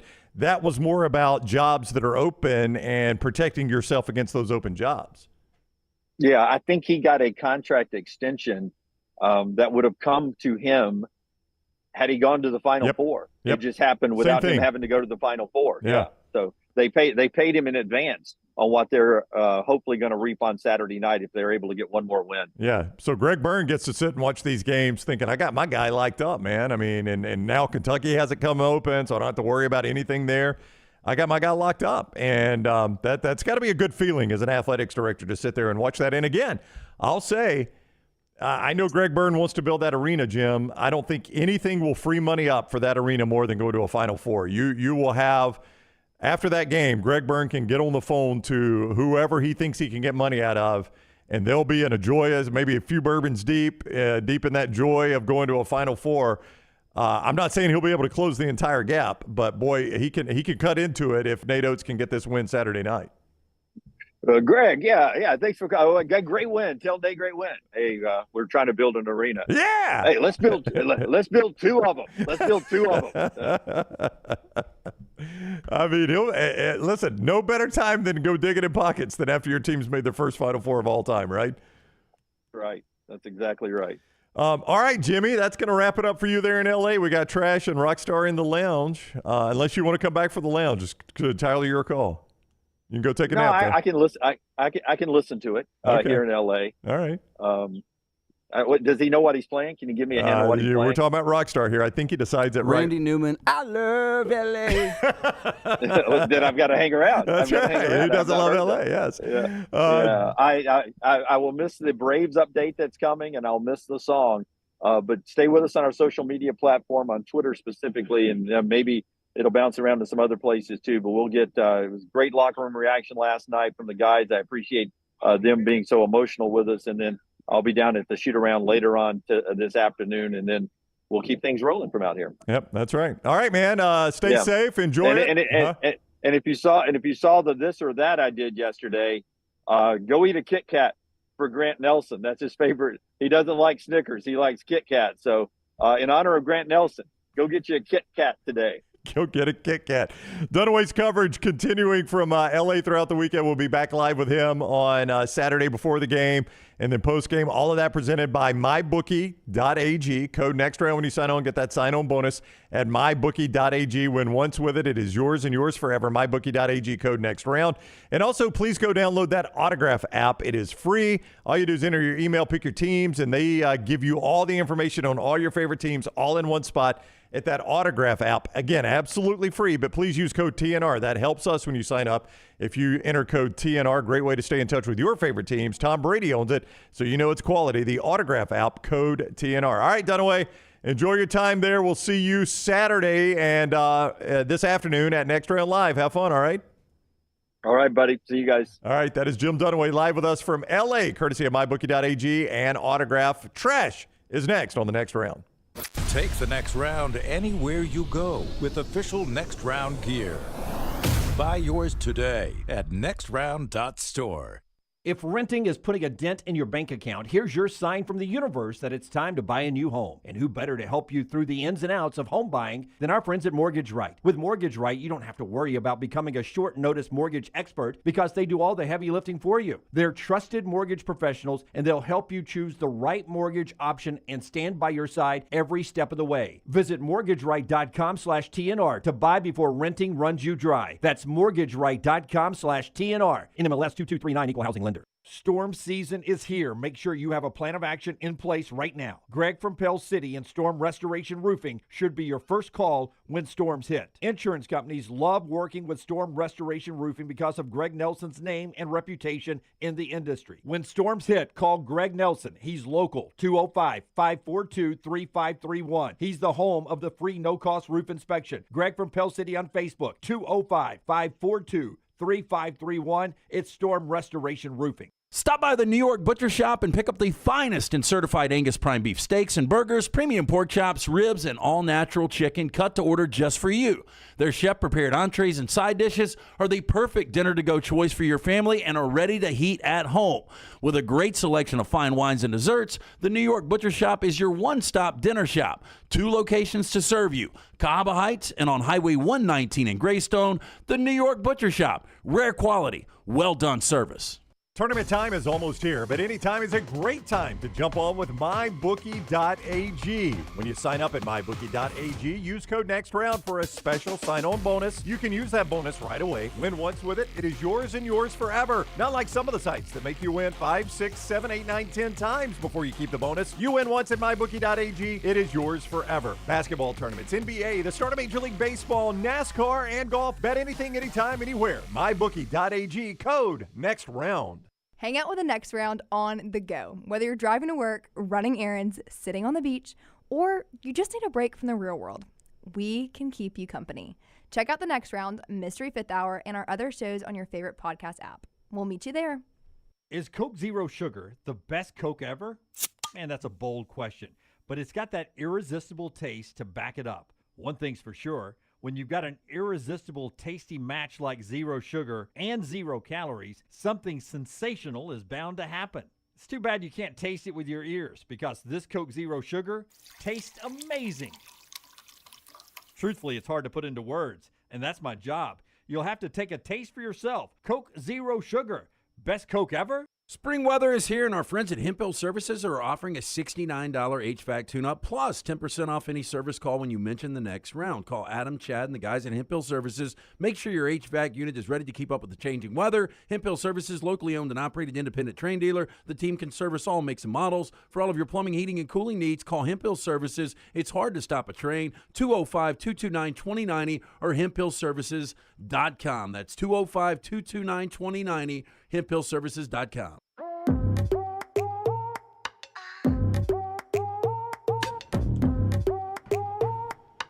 All right, we're about to do trash. EG is going to read that. Little T coming in for that as well, but EG is going to start the segment with her Braves outlook. She is so fired up. How many pages is this? This is 3 pages. 3 pages, Rockstar. Do you think we have time for 3 pages? I have 6. You've got 6 on the 3 Braves? on Dave Justice. 3 on Dave Justice. Is that your favorite Brave of all time, David Justice? No, it's always going to be Otis Nixon. Otis Nixon. The young Otis Nixon. Yes, he always looked 70, didn't he? It was like Otis Nixon was 30. He looked 70 when he was 70. He looked 70. Don't forget Coca-Cola. I've got my Diet Coke out, but you can also get this Coca-Cola Spiced. It's the same great Coca-Cola taste you love with raspberry spice. And you can get it at all your local retailers. If they don't have it, they've probably sold out of it. Tell them to get more. Coca-Cola Spiced at your local retailer. We thank Coca-Cola for being part of the show. All right. All right. EG, let's go. So what we're gonna you fired up for the Braves little team? I can't wait. We're going to start with pitching. So Spencer Strider is making his first career start. No, golly, not first career start. First opening day start. Right. Max will be tomorrow, Max Fried. And Max has been taking that opening day start. Right. So there's been some shifting there. And I've seen fans saying, oh, you know, why would you strip Max of that honor? And I feel like winning teams, that's not a priority. Okay. If Spencer Strider is the guy, we're going to go with the guy. All right. So one thing to look out with Strider is that he's added a new curveball. Uh-oh. So his go-to bread and butter is his slider and his 4-seam fastball. So when you look at the nastiest pitches in baseball right now, Slider has the most strikeouts with that slider, number 1, and he's tied for 3rd with Charlie Morton with his 4-seam fastball. So that tells you, Spencer Strider, he really is that good. He's got 2 good strikeout pitches. He's got 2 good strikeout pitches, and he's out of that new curveball. All right. So against the Phillies in regular season, he's 8-0 with a 1.9 ERA with 72 strikeouts. And then on the other side, we've got Zach Wheeler also making his first career start for the Phillies. He also signed that 3-year extension recently for, I think, $126 million. Against Atlanta, he has 27 career starts. 3.18 ERA. That's almost an entire season. Right. So he is very familiar with this lineup. So as far as the Braves, yawn from Mr. B. No. Don't let the chat room get to you. So the Braves have the best lineup in baseball. It's very obvious. I think one thing that is needed is there was a lack of leadership to me last year, of that veteran leadership. But I think this year between Matt Olson, Ozzie Albies, Travis d'Arnaud, Adam Duvall, and then Charlie Morton, Chris Sale, and Jesse Chavez, I think that we really have that good glue this year. Ronnie is ready. Austin Riley. Did you read the Players Tribune by chance? Yeah, I do not. Nope. Okay, so if you guys have like 10 minutes to spare, go read Ronald Acuña's Players Tribune article that he wrote. And if you're not a Braves fan, there may be some reasons that you don't necessarily like Ronnie. I don't think I would like him if I had to play against him. But it opens your eyes to a lot of his background as well as just his reasoning for playing baseball. All right, so let's go to lineups. This is page 2. Now, this Taylor, isn't... you're not going to say anything? No, I'm just too excited. No Auburn players, Rockstar. They don't have any Auburn players. So the Braves were swept in Philly to begin both the 2019 and 2021 seasons. Year 2 and 4 of the current 6 straight NL East titles, and obviously in 2021 when we won the World Series. So that's something to keep in mind. It's a very long season. Obviously, we are picking up where we left off back in October. So game 4, we're looking at relatively the same lineups for both the Braves and the Phillies. The biggest change for the Braves is Mike Harris at center field has moved up to the 6th spot. He spent a lot of time in the 9-hole, and then Kelenic is now in that spot, and in game 4, it was Kevin Pillar. So Kelenic, spring training, we didn't really see a lot of production from him at the plate, but in the last week, he's been working on a new swing, and apparently he has found success in that. And then a player to watch will be Arcia at shortstop. He led the team in home runs during the spring. Biggest change in the lineup for the Phillies is Real Muto, Baum, and Stott have kind of shifted a little bit in that middle spot in the lineup. But other than that, we're looking at basically a repeat of Game 4. Go ahead. I'm in. And then bullpen, and this is where I can wrap things up. For the Braves, closer Raisel Iglesias. And then we'll look at A.J. Minter, Pierce Johnson, Joe Jimenez. And then as far as some lefty-lefty matchups that we have some options with, Minter, Aaron Bummer, Matzik, and Lee. Phillies, it's going to be relievers based on matchups. And that's it. That's the preview of Braves Phillies. They play two. No, they only play one today. It's supposed to be an off day. 305. 305. All right. Very good. Rockstar, is there anything you're passionate about that much? Pearl Jam? No. Could you do a 5-minute presentation on Pearl Jam just the way she did with the Braves and Phillies? I would just go over songs and things I like. Yeah. But it wouldn't be very informative. Pearl Jam, album 3, cut 4. Trimmer Christ. Whoa. Wow. Oh, it's incredible. Y'all never seen Rockstar do that? Album 2, cut 8. Rearview Mirror. Holy cow. Album That's 4, impressive. cut 1. Sometimes. Oh, he can do the whole thing. Album 5, cut 7. Do The Evolution. I just made that up. I didn't know if there was album 5, cut 7. I promise you I'm getting them right. No, he's getting them right. I've checked them before. All right, let's do trash. It's presented by Mortgage Right. Rockstar, hit that button. Thank you, E.G. Good job. Good job. Thank you. Hey, boys. So you got USFL football coming to town this weekend, huh? You excited about that? Yeah. LT's Trash is presented by Mortgage Right. Mortgages done the right way. Veteran-owned, veteran-operated Mortgage Right is your first stop when it comes time to buy or refinance the home, especially if you're a veteran. They got great programs for you, but great programs for anyone. The first stop, mortgageright.com/TNR, mortgageright.com/TNR. Brad, buddy of mine, texted me and said, I don't know that much about my own family. What did you just said about the Braves? E.G., if you had to pick a team in baseball to support, like maybe the Braves, I guess. Okay, all right. Definitely not the Dodgers. Golly, no. All right. Okay, we're going to start things off strong. Thrown banana. Oh, what? Thrown banana. A thrown banana. It's like Mario. Yep. Starts altercation inside Pittsburgh Sunoco. An employee of a Sunoco gas station is facing charges after an altercation inside the store Monday night. Pittsburgh police were called for reports of a fight. The fight started when a man threw a banana at employees and they threw it back. Court documents say several bananas were thrown back and forth between the man and the employees. Then the man punched one of the employees in the face. One of the employees, I'm not even going to say the name, allegedly chased the man into the parking lot and hit him in the head repeatedly with a piece of PVC pipe. Whoa. We got those hanging around everywhere. So we've got a banana versus PVC pipe fight. Kind of basically. escalated. Yeah. And it all started with that banana. The man was taken to the hospital with a potential brain bleed. Police have not said if he will face any charges. Oh my gosh. The man that... The one with the guy hit with the PVC pipe has the brain Yes. bleed, not the banana. The banana thrower is charged with aggravated assault and recklessly endangering another person. So why did he throw the banana in the first place? Does not say. Why are you asking so many questions? Just let me be angry. That's... Wow. A banana and a PVC pipe. Those are two things you don't normally see in a fight. I feel like I don't see bananas at a gas station. Yeah, there's those fruit buckets. I'm like, over my dead body while I eat an apple. That's... Who knows? A box of donuts that were made 6 weeks ago. There's like those, those random fruit things. Yeah, but the banana always looks super ripe at the convenience store. They're always like green. They're never good and yellow. Imagine that hitting you in the face. Well, no, I mean that would hurt a little bit, but the PVC pipe is far worse. Yeah. Sticking with the gas station trend, 7-Eleven announces hot dog flavored sparkling water. I saw this, and I sent it to my friends. Why did you send it to your friends? Just because I was like, what is this? I was just like, well, just to let you know, I think this is the new thing to get your name out there. This is going to be an obvious. What is Monday? Monday's April. Oh yeah, It's April Fool's. So a lot of products, a lot of companies are saying like we're introducing hot dog flavored sparkling water, and this could be something just to get. I think this is 7-Eleven, so it gets 7-Eleven's name out there. Yeah, not a big fan of April Fools. I think it's that's awful. Yeah. So this is not real. I'm assuming that this is just publicity for this brand. I can't imagine. I mean, that's essentially like, and stay with me here. But I don't do this, but a lot of times people will boil hot dogs rather than grill them or just heat them in the oven or microwave or whatever. Yeah. They'll boil them. And to me, this would essentially be like drinking that water. No, because this is sparkling.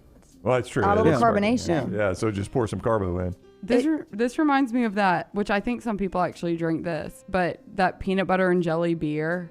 Oh. And the can looks like a peanut butter container. Looks like Jif, yeah. Yeah, Jeff. I don't know this story. Hunter says, didn't Little T eat some gas station blackberries once? No, she stole strawberries. Oh, yeah. You stole strawberries from a gas station? Accidentally. But Okay. it wasn't a gas station. It was the C-store on campus at Auburn. Yeah. It's like our little grocery store, I guess. Uh-huh. And it was early in the morning, and I just walked in there to get some food, and I was just out of it. I just woken up, and I got halfway to my class, and I looked down, and I was like, yeah, I just definitely walked out of there with this and did not pay for it. Speaking of food, real quick, yesterday in the lobby, oh no, EG has some interesting. What did I eat yesterday? No, we're not talking about what you ate. Oh. She has some interesting. She wishes that in our lobby downstairs, right in the commissary, we should have a steak restaurant. A steak restaurant, and they should bring us food. But a nice restaurant, but they bring us food. Well, my envisioning is it's a nice restaurant down below. It's a steakhouse. And a steakhouse. Naturally, we befriend them. Oh, naturally, yes, so you don't want to pay. You No, want a steakhouse I that just brings us want- free food. I just want a But it's a nice collab. restaurant, just like knowing like there's people in gowns and they just bring ribeyes up to us. A horrific business idea, but great for you. Yeah, exactly. Right, okay. Exactly. Well, let me give you guys the lowdown on the sparkling water.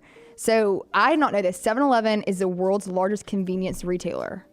And they have come out with this new line of sparkling waters in a variety of bold and cutting-edge flavors. The retailer teamed up with art-inspired beverage brand Miracle Seltzer to create a lineup of sparkling waters with flavors including lemon lime, green apple, sweet orange, and hot dog.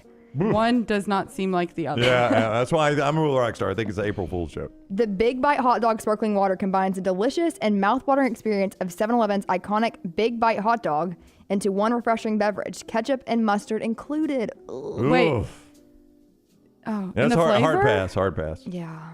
I'm Too gonna. much. Do we have 7-Eleven here? You see them at the beach occasionally. I don't know what the Yeah. closest one actually to Birmingham I think is. there's one on Green Springs. Oh, seriously? I Oh, didn't it know might be a that. Circle Okay. K. I can't Yeah. remember. I might try and go find one to see if this is a bluff. We Well, should it hadn't do come some out yet. investigation. Yeah, I know. You got to Hadn't wait come till out yet. We gotta probably wait. April Fool's Day. Oh. Moving on, Florida Walmart shoplifter says she was playing a game called 21. Okay. A Sanford woman who claimed she was playing a game called 21 when she was caught shoplifting was arrested, deputies said. On Monday, a person called 911 saying that a woman had left the Palm Coast Walmart with a cart of items. The person also gave deputies a description of the car in which the woman was placing the stolen items. When the woman realized someone was watching her, she fled from the car, deputies said. As deputies were rummaging through her car, finding the stolen items, they spotted the woman walking towards the same Walmart. The woman, 30-year-old Amber McCann, was stopped by a deputy and she admitted to stealing a cart full of items from the store. She also claimed the car she spotted putting the items into was a random car that was opened. Can we discuss her left eye? Ooh. I don't know. It looked like it might have gotten dotted when she got arrested there, Rocky, but How about the eyebrow? Like well, that's what I'm asking. I think the we've got right some one kind of issues gave up. Are those the right one hasn't fully woken up yet? Yeah, are those painted on eyebrows? I see that occasionally. Kind of looks like a Sharpie. Yeah, those look like tattooed on. Yeah, some people get tattooed on eyebrows, don't they? Well, I think it seems like she might have accidentally shaved one off, or the Yeah. tattoo is falling Yeah, off. Dunaway did that once. Yes. He did? Yeah, he accidentally shaved his eyebrows. Or I accidentally shaved one, didn't he, Rockstar? So he was that trimming them down and shaved it. And Well, then- I think So if you then- shave one off, you got to shave Yeah, the well, other yeah, one you off. can't come with just one. Yeah. And that wasn't bad. It was SEC Media Days. Yeah. That was recent? 2-3 years ago. Wow. So she went on to explain that she was playing a game called 21 where someone grabs as much merchandise as they can from a store and walks out without paying for it while trying not to get caught. Little T did, little T did that one time. Favorite game. It's so fun. Yeah, Little T's done that before at Auburn. I was playing by myself. She won, though. I won. Deputies also found baggies full of marijuana and now we got methamphetamine, it, yep. along with a scale, hashish, a glass pipe, and burnt residue, and empty baggies in the trunk of the car. Don't jump to conclusions. Don't jump to conclusions No. there. Just playing a game. Yeah, everybody's doing a day in trial. I don't think I really want to play that game. Also, who are you playing it with? Herself, if she's Yeah. on all those drugs, And- or Yeah. someone else that doesn't exist. Okay, inside Disney's most expensive restaurant, Victoria and Albert's, where it costs upwards of $300 per person. And we have Disney experts in here. We do. Have Lunsford and Laurel ever eaten at Victoria and Albert's? They go all the time. Because I asked him when I was preparing this yesterday. I was like, "This says Disney." He said no, and I'm guessing that your Lunsford, next trip, it's at the Grand Floridian, I believe, right? Yes, I've stayed there multiple times, but no, this is a little too exclusive for me. Yeah, I'm not going to do this on vacation. That's honestly. right. When I go to Disney, I'm not thinking, boy, I need just I'm good to, eat a turkey leg. Well, even though that's kind of gross to me now, I'm good to eat it's a lot cheaper. It may still be still be $20 for a turkey leg, but it's still a lot cheaper. I'll grab me a churro or something, this confuses me because there are people that go without kids like Lauren Lunsford that just enjoy it, but I feel like the majority of people that are going to Disney are going with their children. Right. And I feel like this is just not a restaurant that you would bring little kids to. Hey, rando question, Lunsford. Have you ever eaten at the steakhouse in Canada at Epcot? That's by far the best restaurant in the entire resort. That place looks good. Le Cellier is by far the best. Yeah, so the steakhouse in Canada at Epcot is the place to go. Yeah. Yes. Yeah. What about the sushi place in Tokyo? Have y'all been to that one? I've actually never eaten in Japan before. Okay, I've been there. I really don't like that in general. Yeah. I really don't like that in general, though. Have you ever been to Djibouti? So this restaurant boasts a AAA 5-diamond rating with a maximum 5 stars awarded for its food, service, and decor. In a bid to see what the fuss is all about, YouTuber creator Kristen Wright managed to snag a seat at the fine dining restaurant by booking 60 days in advance. Some of the surprising things she discovered on her magical dining adventure included Victoria and Albert's water menu with bottles sourced from different regions of the world, and she also tried sea urchin, caviar, and quail for the first time. I think we've talked about sea urchin, caviar, and quail. That's right. The show. That was in Fort Downs yesterday, right? Rich Yeah. food that you don't think sounds good. I'm calling BS on that water coming from different regions. I'm not. It's all coming from the same Springs. faucet. That's right. Yep. In a video review of Kristen's ritzy dining experience, she explains that a 7-course tasting menu in Victoria and Albert's main dining room costs $295, while the chef's tasting menu, which combines 2 extra main courses, is $375. Overall, Kristen said her dinner at Victoria and Albert's was good, but she wasn't left blown away. She explained there were a lot of standout dishes, but overall, there was only one dish that absolutely blew me away. Another thing I would like to say about the food is that we all pretty much left hungry. I know a couple of us were like, should we go to McDonald's? It does look like I'd leave there hungry. I think it's also this is over a 3-hour process. Oh, yeah. It's 7 courses. No, so it's a day. I do know this. They do 1 seating per night. So in other words, they're not flipping the tables. When you sit down, that's the only people that come to that restaurant every night. So you're going to come off the hip at this joint. There's no doubt. But I may just be, and I know I am, just a Calhoun County redneck. I'd rather have a good barbecue joint than a meal like that. I would too, because no, that's just going to be stupid. I don't like. No, say it. There's no things. You can't say I anything just don't stupid. Love to get super dressed up. Like I would rather just go as I am, come as you are, whatever, right. and then just roll in somewhere. You're telling me you wouldn't want to eat koji aged quail, sunflower risotto, sunchokes? Yep. See that kind of stuff when it gets to be this fancy. Half the time I don't even like the food. Yeah, I'm with you on that little T. Then you're just paying insane prices in an uncomfortable outfit. And that's right, insane prices and uncomfortable outfit. Little T's right about this. Yeah. I'm a hard pass on this joint. You're not going to want to go to the restaurant in the lobby. No, you're not. Hey, if they're bringing us ribeyes up here, I'll be dressed like this. Yeah. I'll be good. There's a dress code down there. Maybe I'll open that. Maybe I'll do that. It's a great investment. Adidas really made sneakers out of shoe boxes. Me and Rocky think this might be another April Fool's. Yeah, I'm going to say it is. According to the product description, the box shoe was created to blur the lines between the product and the packaging. Oh, you don't blur lines. You look like a complete idiot, but you don't blur lines. This sneaker is essentially a traditional blue Adidas box that features perforations with thick shoelaces at the forefoot. There's also a flap at the midfoot where you can secure your feet into the footwear. It's worth noting that given how close we are to April's Fool's Day, it's possible that the Adidas shoe box is the brand's way of celebrating the holiday this year. Check back soon to Complex for official updates. So what happens if you step in a puddle? Then it just deteriorates? You gotta go to your new box. People make fun of you. Yeah. That is too much for me. That is. And so uncomfortable. Think about all the things you'd kick. Yeah, think about wearing those to Victoria and Albert's. Uncomfortable outfit. Kicked out, dress coded. Got that hot dog sparkling water in your thing? Is that one of them waters you got? That's trash, presented by Mortgage Right. Great job. Thank you very much. MortgageRight.com/TNR. Rockstar is going to regale us with his musical selections. He does this every single year. Normally, back in the day, we used to do it from the Final Four until the start of, or was it SEC Media Days or start of football? It was the end of the Final Four, into SEC Media Days, but then it got extended to the actual football season. That's right. So now we're extending it even more. We don't even wait on the Final Four anymore. We've already started Rockstar's Lounge. And we're going to do that when we return. A reminder that NASCAR is coming back to the Talladega Superspeedway. 877-GO-TO-DEGA. 877-GO-TO-DEGA. To get your spot at the Talladega Superspeedway, and all the info you need is online at TalladegaSuperspeedway.com. They've got Walker Hayes in concert there. They've got the Garage Experience presented by Cool Ray, which changed the way that you watch the race, and you can go see Victory Lane and all of that.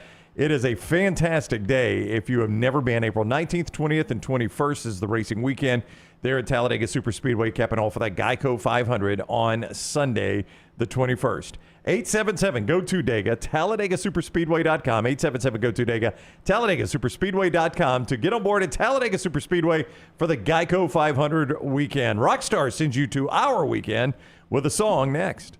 Never miss anything Auburn. Watch Village Vice at Wardam Pods on YouTube and listen wherever you get your podcasts. Get ready to level up your fandom with the Autograph app. Co-founded by the legendary Tom Brady himself, this app is your one-stop shop for everything college sports. Access to all the best sports content, exciting fan challenges, and exclusive rewards. Think crazy discounts on tickets, limited edition merch, and much more. Just look at this. Autograph hooked up 6 lucky fans with tickets to the Arkansas-Alabama game for just $16 a ticket. That's what they call true fan pricing. Ready to join the party? Download the free Autograph app today and use the code TNR for exclusive access. Man, I love a good meal. I'm Jim Dunaway. A good meal is what you get with my friend Sterling at Champy's Chicken on Highway 119 in Alabaster. We're talking great southern fried chicken, wonderful sides, hand-cut chicken fingers, po' boys, and those Mississippi Delta recipe tamales. You got a perfect menu for everybody. Champy's Chicken is perfect for watching the big game, or taking a meal to the lake house, down to the coast, or stay in the restaurant and dine in a great atmosphere. It's all made fresh to order right there on 119 in Alabaster, Champy's Chicken. This hour of The Next Round is presented by the Birmingham Racecourse Casino, now featuring 7 days of giveaways with your chance to win a share of up to $125,000. The more you visit the Birmingham Racecourse Casino, the more chances you have to win. Fire damage to your home or business is something you never want to consider. Ryan Brown here from The Next Round. But in the horrible event it happens, Dry Tech is here to help. They respond quickly and will reply to you within 20 minutes when you call 205-637-0143. They're working for you, the customer, not the insurance company. They've got 5 crews ready to go 24/7. Don't call the insurance company first. Call Dry Tech. Just remember this website, mydrytech.com. That is mydrytech.com. Hey, for all of your IT and printing needs, reach out to our friends at Xerox Business Solutions. Look, I'm still one of those old school guys. I print my notes every single day for the show. If you watch the show here on The Next Round, you see all the notes in front of me. From day one, Xerox Business Solutions, they've been with us here at The Next Round. Local for over 45 years. For all of your IT and printing needs, visit XeroxBusinessSolutions.com or call 205-969-3000. That's 205-969-3000. Want more of the show? Download the app or visit nextroundlive.com for the latest podcast, The Mystery Fifth Hour, our Not For All Ages podcast, The Last Call, and the entire Double Down Media podcast family. All at nextroundlive.com and on the Next Round app. You have all heard of Red Wing Shoes, but what is Red Wing Shoes? It's the place where men buy boots, plain and simple. Who are Red Wing's customers? They are construction workers, warehouse employees, college students, the guy that fixes your AC, the guy at the end of the bar, the IT guy. Red Wing is a father, Red Wing is a son, Red Wing is a cult following shared by all men.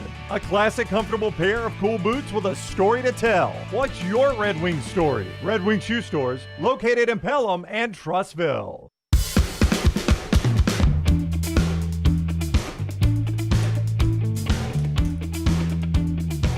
All right, we continue on The Next Round. We're about to go in the lounge with Rockstar. He's going to give us a song to send you to the weekend. A reminder, our friends at Bandwagon Sports, bandwagonsports.com is the website to go to find the bandwagon near you. They've got all the great gear for all your local school teams and their communities there, and it's high-end gear. You don't have to skimp on that, but they've also got the great stuff for the beach trips, all the beach and water toys there. You get those at Bandwagon Sports, and all your youth league team needs, travel ball and youth league teams. They can take care of you there with the baseball and softball equipment, soccer equipment, all of that there at Bandwagon Sports. Next round, time to jump on the bandwagon. Bandwagonsports.com, bandwagonsports.com. EG and Little T hanging around for the weekend. Little T's already tapped the old keg over there. Yeah. Thanks to our friends at Bud Light. The next round is always presented by Bud Light, and Rockstar is in studio with us. Rockstar, did you watch the Bama game last night? I watched a little bit of it. I did. Oh. I would. You got to turn my mic on. It's on. Very unprofessional. It's on, but you have the reverb on too. Okay. Professional. Yes. I watched a little bit of it. Watched the one. I did not have my son last night, so he spent the night with Bethany we had an anniversary last night. Oh, it was your wedding anniversary? Yeah. What? I didn't say wedding anniversary. You said It was the anniversary. anniversary of us getting our cat, and we celebrated. No, but it was our wedding anniversary. I'd forgotten you got married this time of year, but it was On right your in birthday. in the heat of COVID. Yeah, It was the day COVID said no more than 5 people in a building, so we had a fun wedding. So you got married on my birthday. Yeah, Yeah, that what was a on gift. purpose. It was a great gift to me, little Wow. too. Yeah. So. So it was a fun wedding. Didn't really have a wedding. Didn't have a reception. Didn't have a rehearsal dinner. Didn't have a honeymoon. But the rest of life. We has drove been back amazing. from Troy in separate cars to our house. Yeah. On our wedding night. Yeah. But last night was our anniversary, and we watched the final 15 minutes of it. So yeah. Okay. Good Well, for you. I did. Somebody Yeah. fell asleep. Yeah, well, I'm well aware of that. Yeah. A great anniversary spot would be the restaurant that EG wants to start. And they're asking, what would you call your restaurant there in the lobby of our building? Yeah. MEG's. MEG's. Would you have taken Nancy to MEG's for your... Oh God! It's got to be like the EG's Braves, and it'd be like the. Can I have the tomahawk ribeye? Yeah. And then all the servers have to go, that'd be kinda yeah, fun. they'll be all into that, Y'all right? give me ideas. We agree Yeah. that you could dress that up or dress that down. Like MEG's could be like an ice cream shop, or it could be. Oh, that would be a good ice cream. It's like a Yeah. transformer. Yeah. Oh, cool. Today we're at deli. Oh, damn it! Hey, Rockstar's Lounge, presented each week by our friends at Floribama, Floribama.com for everything they've got going on. Don't forget, tomorrow is the Floribama Easter egg hunt. If you're down there with a family on a beach trip, it starts at noon. 12,000 eggs heading out in the sand, and the Easter Bunny skydives in at 12:30, just like Santa does every single year. And don't miss the Easter services. They have services on the beach behind the Floribama every Easter. They do it every Sunday, but it's a big one on Easter. The Good Friday service, if you're down there, it's tonight at 6 o'clock. And then they've got the Sunday services, sunrise service at 6, and then their normal 9 and 11. Worship on the water there at Floribama. It's a really, really cool event there. But they've also got great entertainment over the weekend, and we're coming up on Mullet Toss. So stay tuned at Floribama.com, Floribama.com for everything they've got going on. All right, Rocky, what we singing today, man? Do you ever have an artist that sometimes you're in a mood to listen to, and then sometimes you're just not in the mood? Absolutely. Ray LaMontagne. He's a guy that is fun to listen to. Then some days, because he's got that distinctive voice and great lyric writer that Dunaway would like. Not a Zach Bryan, but very good. And he really got put on the map by this song. It's called Trouble. I don't know if you've ever heard of Trouble by Ray LaMontagne. We got my 0 for 3 in here. No, I've heard it. I guarantee those two have not. Okay. I don't know. I'll need to listen have to to it. listen Yeah, to the you tune. come back to us after the song. All right, we got to go. Tar going? Everything good? Everything's good. All right. This is for my people downstairs from EG Steakhouse.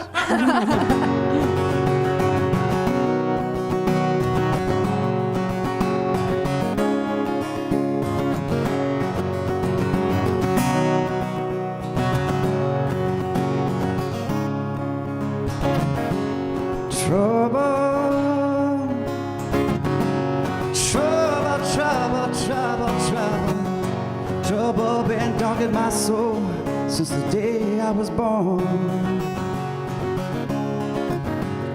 Worry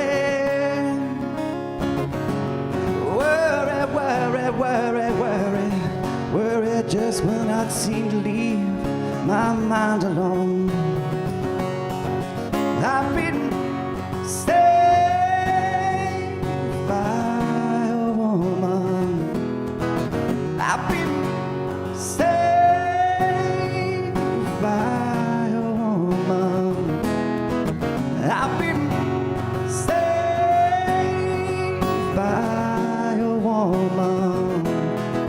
She won't let me go.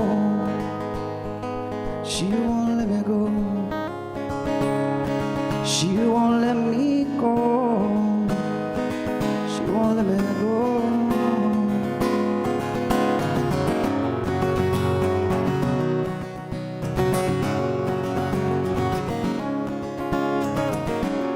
Trouble.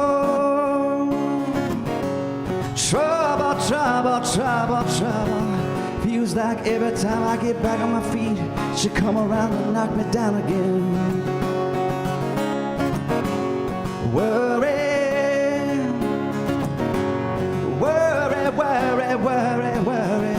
Sometimes I swear it feels like this is my only friend. And I've been saved by a woman. I've been saved by a woman. And I've been saved by she won't let me go. She won't let me go. She won't let me go. She won't let me go. She give me love. She treat me right. She give me love. I give her love right back. She give me love.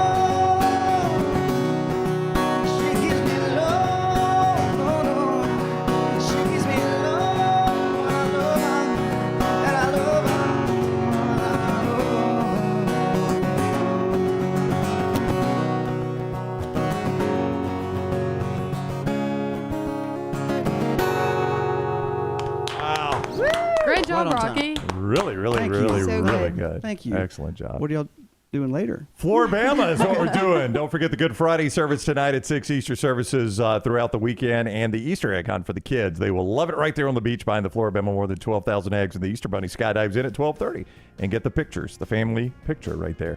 Floribama.com, Floribama.com. Rockstar, thank you. Great job. EG, Little T, thank you.